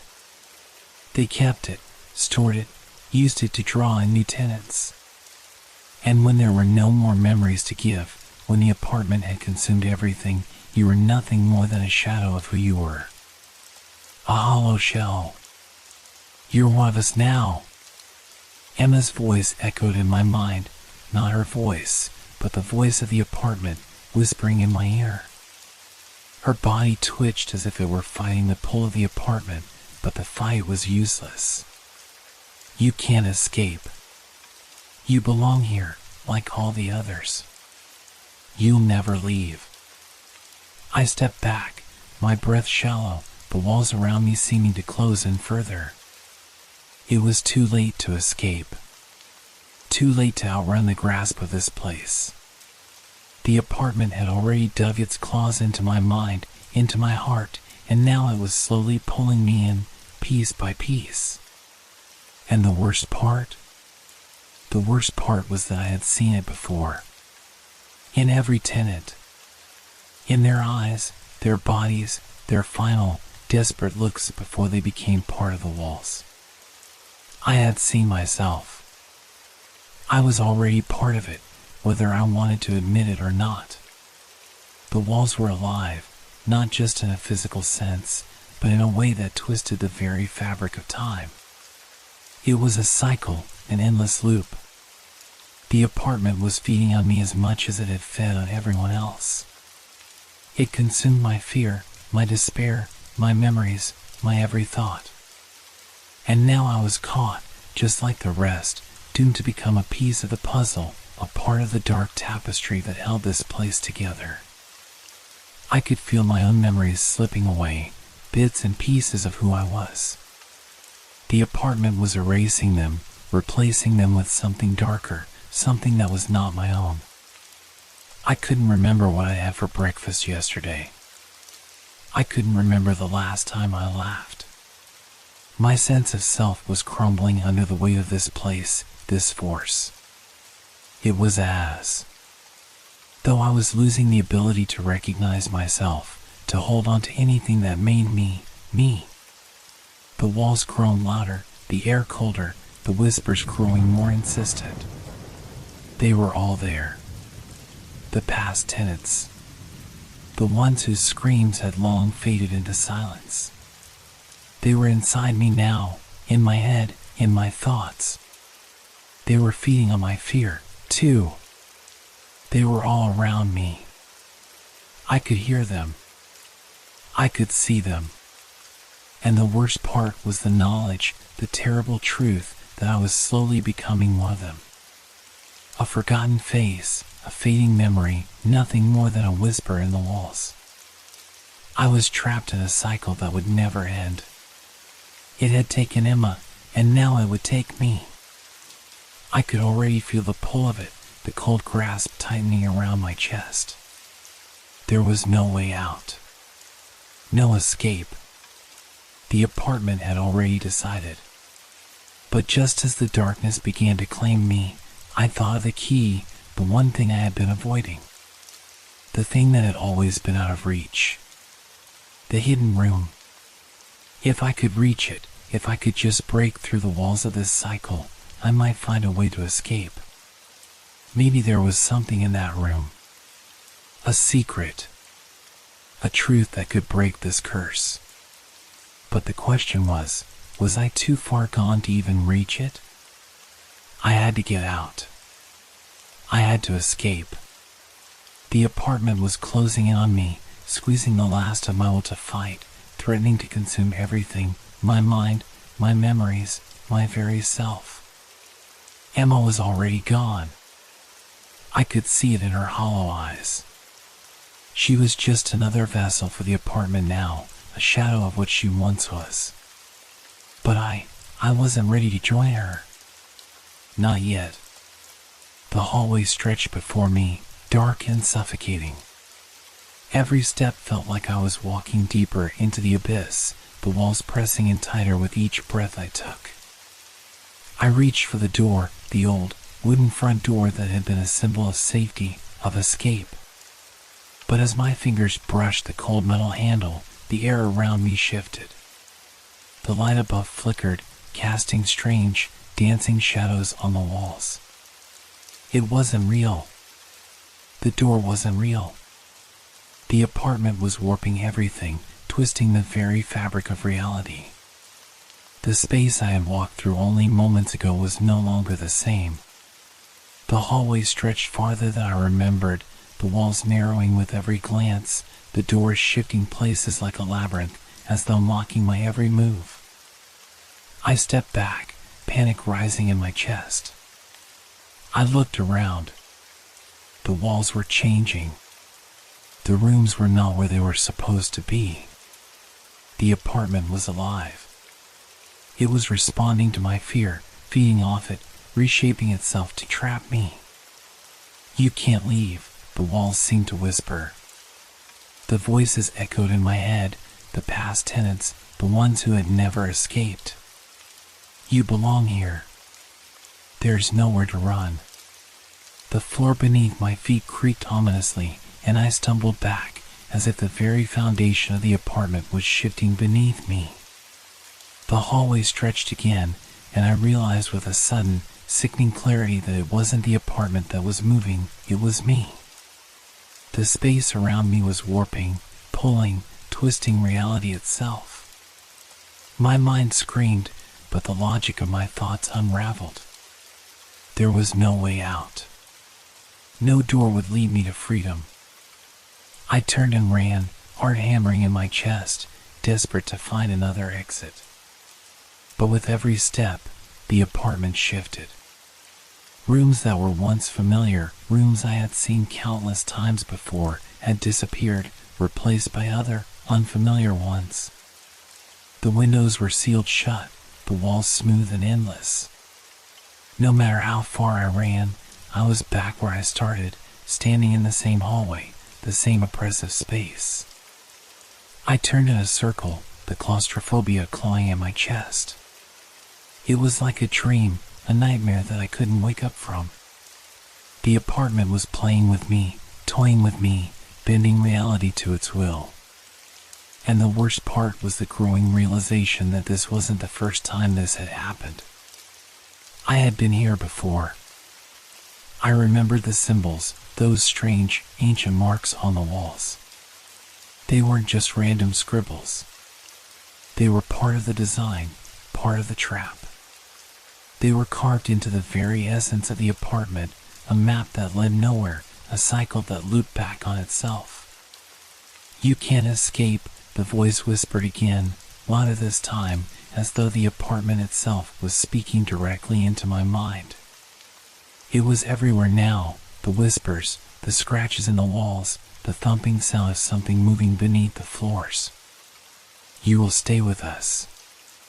Forever." I ran faster, but my legs felt heavy, like I was moving through mud. Each step felt like I was sinking deeper into the ground, pulled by an unseen force. I reached for the door again, desperate, but when my hand touched the knob, it dissolved into dust, scattering to the floor like ash. My heart pounded harder. The walls seemed to close in tighter, the air growing thick, suffocating. I turned back to the hallway, but it wasn't the same anymore. It had changed. It had shifted. The apartment was closing in on me, trapping me inside a nightmare of its own making. "No! This can't be happening!" I shouted, my voice cracking, but no one answered. The only sound was the low hum of the apartment, the deep, throbbing pulse of the place that seemed to vibrate with a sinister energy. I turned again, my mind reeling.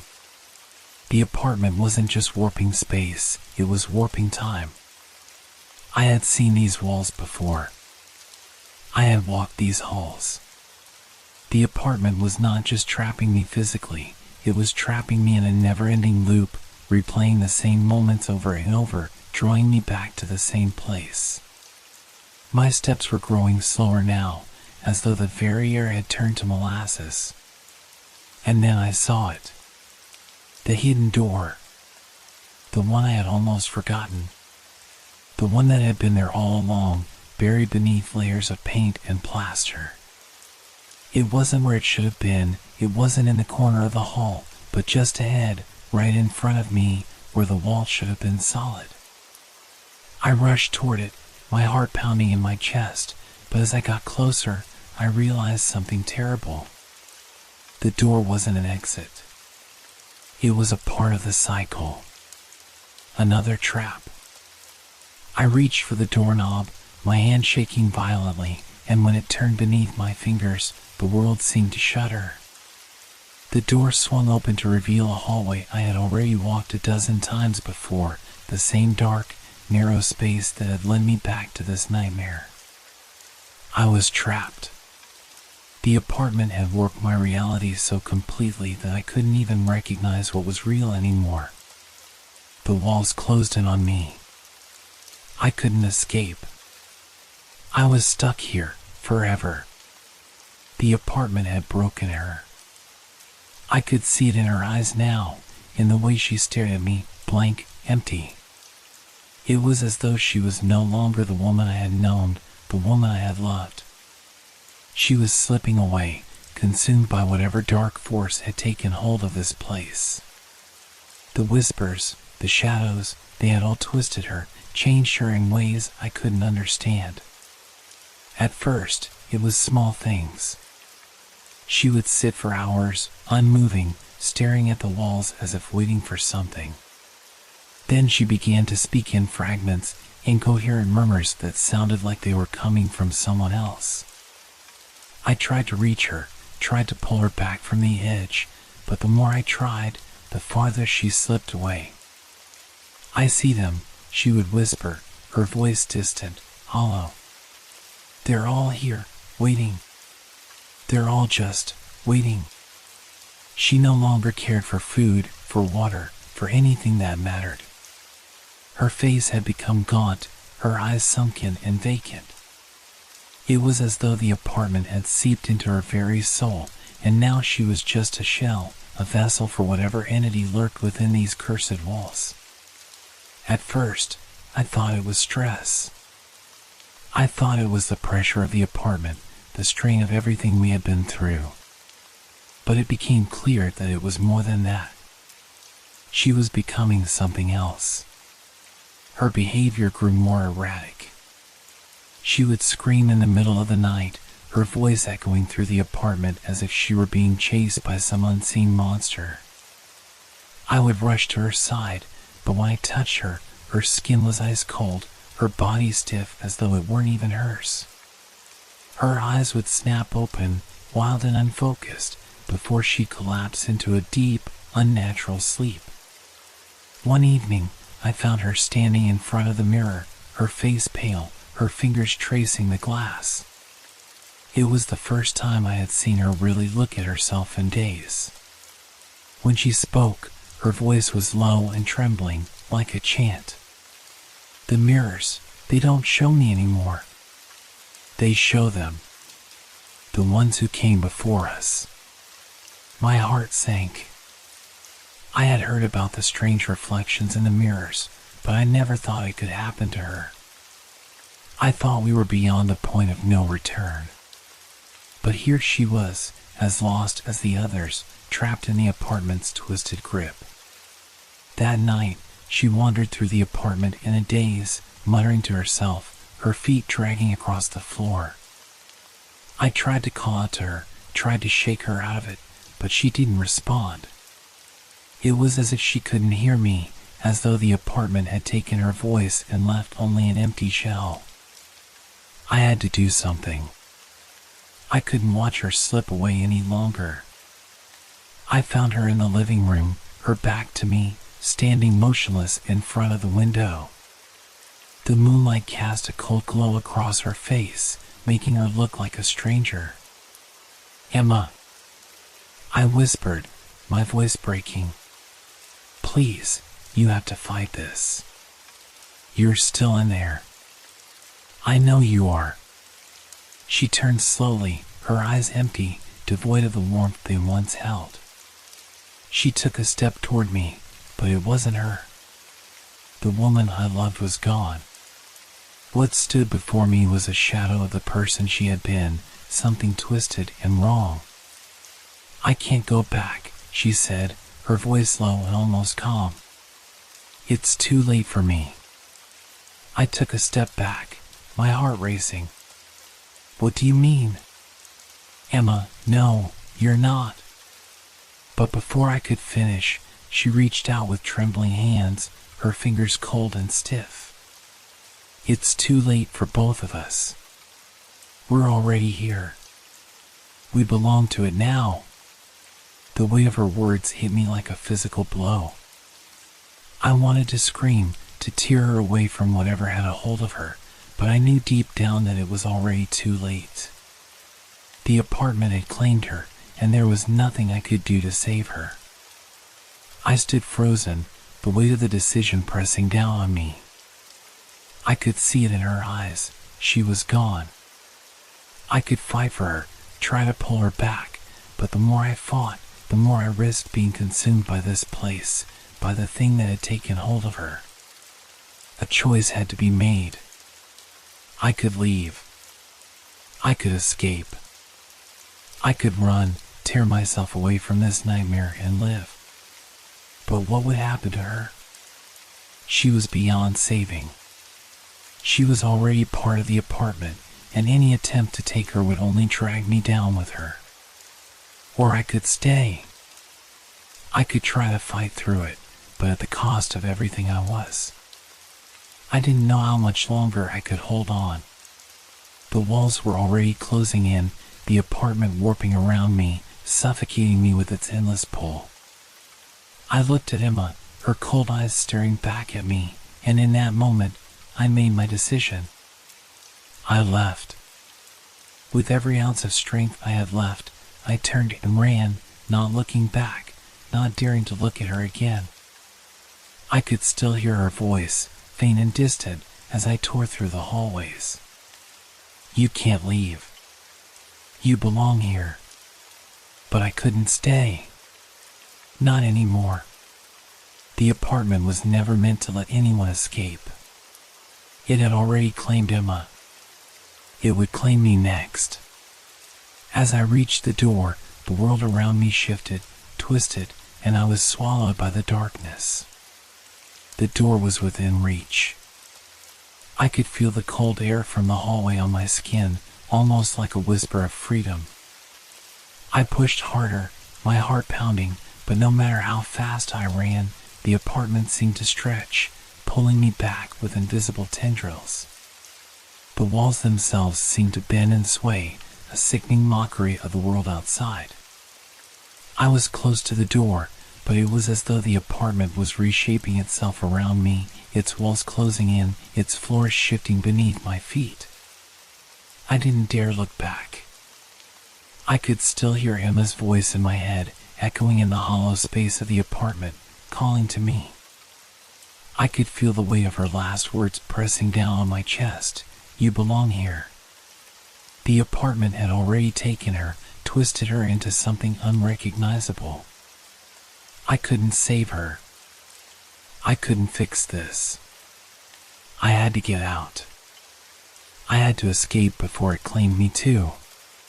But as I reached the door, something shifted, something deep inside the apartment, something ancient and powerful. It wasn't the physical world I was running from anymore. The air grew thick with an unnatural heaviness, as if reality itself had begun to collapse under the weight of something greater than me. The door wouldn't open. I pulled at the handle, my fingers slipping, my breath coming in short gasps. The apartment was alive. I could feel it now, its pulse, its breathing. It was feeding off my fear, my desperation. I wasn't just trapped by the walls and locked doors. I was trapped by my own mind. A sharp, sudden pain sliced through my chest. I stumbled back, the air leaving my lungs in a ragged gasp. The room tilted, and I fell to my knees, overwhelmed by the sensation that I was no longer in control of my own body. I reached out, pressing my hand against the cold floor, and that's when I saw it, a deep crack running along the wooden planks, spreading like a wound across the apartment. I could hear something stirring beneath the floor, something ancient, something ombre. The apartment had a pulse now, and it was alive. With every breath I took, the air thickened, the walls seemed to close in tighter. My heartbeat was louder than my thoughts. And then, it hit me, the truth. The horrifying truth that made my blood run cold. This wasn't just about getting out. The apartment didn't just want us inside. It wanted our souls. It was a living, breathing thing that fed on fear, on desperation, on the memories of those who lived within its walls. The people who had disappeared before, they hadn't escaped. They hadn't been taken by force. They had been consumed by the apartment. I had to give it everything. The realization gnawed at me, sharp and cruel. The only way to escape was to surrender, to give up every last shred of myself, to sever my connection to the world outside. I wasn't just locked inside this place. The apartment's power was in the memories it claimed, the lives it devoured. It was a parasite, feeding off the very essence of its inhabitants. But it needed more. To break the cycle, to escape its grasp, I would have to sever the last thread that connected me to the living world. I would have to give up my life. It wasn't just a physical death. No, that would be too easy. The apartment didn't want a corpse, it wanted my spirit, my soul. It wanted my memories to become its own, to add to the growing collection of those it had claimed. The final act of surrender was the final choice, leave everything behind, even the most precious parts of myself, to break free of its grip. The pain intensified, my body shaking uncontrollably. I could feel the apartment's power wrapping around me, a heavy, suffocating presence that pressed against my chest, made it hard to breathe. The walls seemed to pulse in time with my heartbeat, urging me toward the inevitable conclusion. I looked around one last time, my eyes tracing the fading symbols on the walls. The apartment had marked me. There was no escaping it. Not now. Not ever. The door was still locked. It wouldn't open, not until I gave in. I was trapped in a place where escape wasn't a matter of simply walking out. It was a matter of surrender. The final choice had been made. With one last, trembling breath, I let go. And in the silence that followed, the apartment opened its arms. I was no longer afraid. I thought I was free. I thought that by surrendering, by giving up every last piece of myself, I would escape the apartment's relentless grip, escape the cycle of terror that had consumed Emma and every tenant before us. I let go of everything, every hope, every dream, every connection to the world outside, and the weight that had pressed down on me, the suffocating presence that had filled the air for so long, seemed to release its hold. For a moment, I thought the nightmare was over. The walls stopped moving, the oppressive air lightened, and the whispers that had once echoed in my mind were silenced. The apartment seemed to hold its breath, as though it, too, was waiting for something. But the silence was too still. The space around me felt wrong. The walls were the same, the rooms exactly as they had been. But there was a coldness now, a sharp, unnatural chill that seemed to seep into my bones, as though the air itself had become thicker, heavier, harder to move through. I turned, my feet dragging across the floor, my body still heavy, but now, it wasn't just the apartment that felt different. It was me. Something had changed, deep inside, like a door had closed, a piece of myself locked away. I was no longer the same. The feeling of unfamiliarity flooded my senses. It wasn't just the apartment that had twisted, I had been twisted. I looked down at my hands, expecting to see myself, expecting to see the body I had lived in for so long. But they looked wrong. The skin was paler than it had been before, as if drained of life, and the veins under my skin were dark, like ink spreading through the paper of an old letter. I ran to the nearest mirror, my heart pounding, desperate to see my reflection, desperate to find some trace of the person I used to be. The glass fogged as I reached for it, the mist swirling in shapes, dark and unfamiliar. And then I saw it. The face in the mirror was not mine. It was someone else's. It was a face I had seen before, but not in this context, not like this. It was one of the tenants. one of the faces from the long, haunting history of this apartment. A woman with hollow eyes and a twisted, haunting smile. Her features were pale, gaunt, like a ghost from the past, and yet it was me. A shiver crawled down my spine as the truth hit me all at once. I had become one of them. The realization crashed over me like an overwhelming wave. The apartment hadn't let me go. It hadn't freed me. No, it had consumed me, absorbed my identity into its dark tapestry of lost souls. I was no longer the person I had been when I first entered. I was just another face in its endless collection, another forgotten tenant who had been swallowed by the curse. I turned away from the mirror, but the air around me seemed to press in tighter, the walls closer. It wasn't just the apartment that had changed. I could feel my essence, my soul, becoming part of it. Every whispered word, every shadow, every piece of the history that had once seemed so distant was now mine. I was part of the apartment, tied to it forever, as though my very being had been rewritten. I stumbled backward, my mind racing for an escape, any way out. But there was nothing. No door, no window, no path to freedom. I was trapped in this endless loop, a prisoner of the apartment's hunger, its thirst for fear, for memories, for lives to claim. It was all too clear now. I could still hear her voice, the voice of Emma. She was no longer in this place, not in the way she once had been. But in a way, she was still here, with me, her voice joining the others, their whispers now a chorus in the walls. I had become part of them. We were all trapped here, our souls bound to the apartment, endlessly wandering its cursed halls, each of us a shadow of our former selves. I heard the sound of footsteps behind me, echoing in the hall, but when I turned, there was no one there.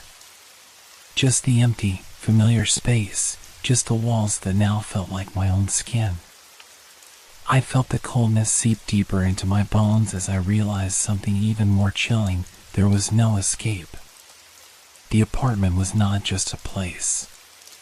It was a prison, a living thing, feeding on the souls of its tenants, pulling them deeper into its dark heart. It was the kind of place that became its occupants. And now, I was part of it. As I stood there, frozen, the faces of all the others who had lived here flickered in my mind, their voices blending with mine. We had all made the same mistake. We had come here, thinking we could survive, thinking we could leave. But the apartment doesn't let you leave. It doesn't let you forget. And so, I am here now, a voice in the walls, a shadow in the corners. My identity, my life, has been consumed. I am just another tenant, another face in the dark. And when the next one arrives, when someone else moves in, thinking they can survive, I will be waiting.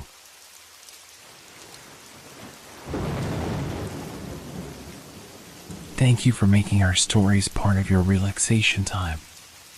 We hope they brought you a sense of peace and transported you to a world of fantasy and mystery. If you enjoyed the stories, feel free to leave us a review. Your feedback inspires us and helps us make the content even better. Now, unwind to the calming sounds of rain and thunderstorms, which will continue to set a tranquil mood. Let these sounds carry you gently into the realm of dreams. Don't forget to like our page if you haven't yet. Wishing you a restful night's sleep. Relax, rest well, and good night.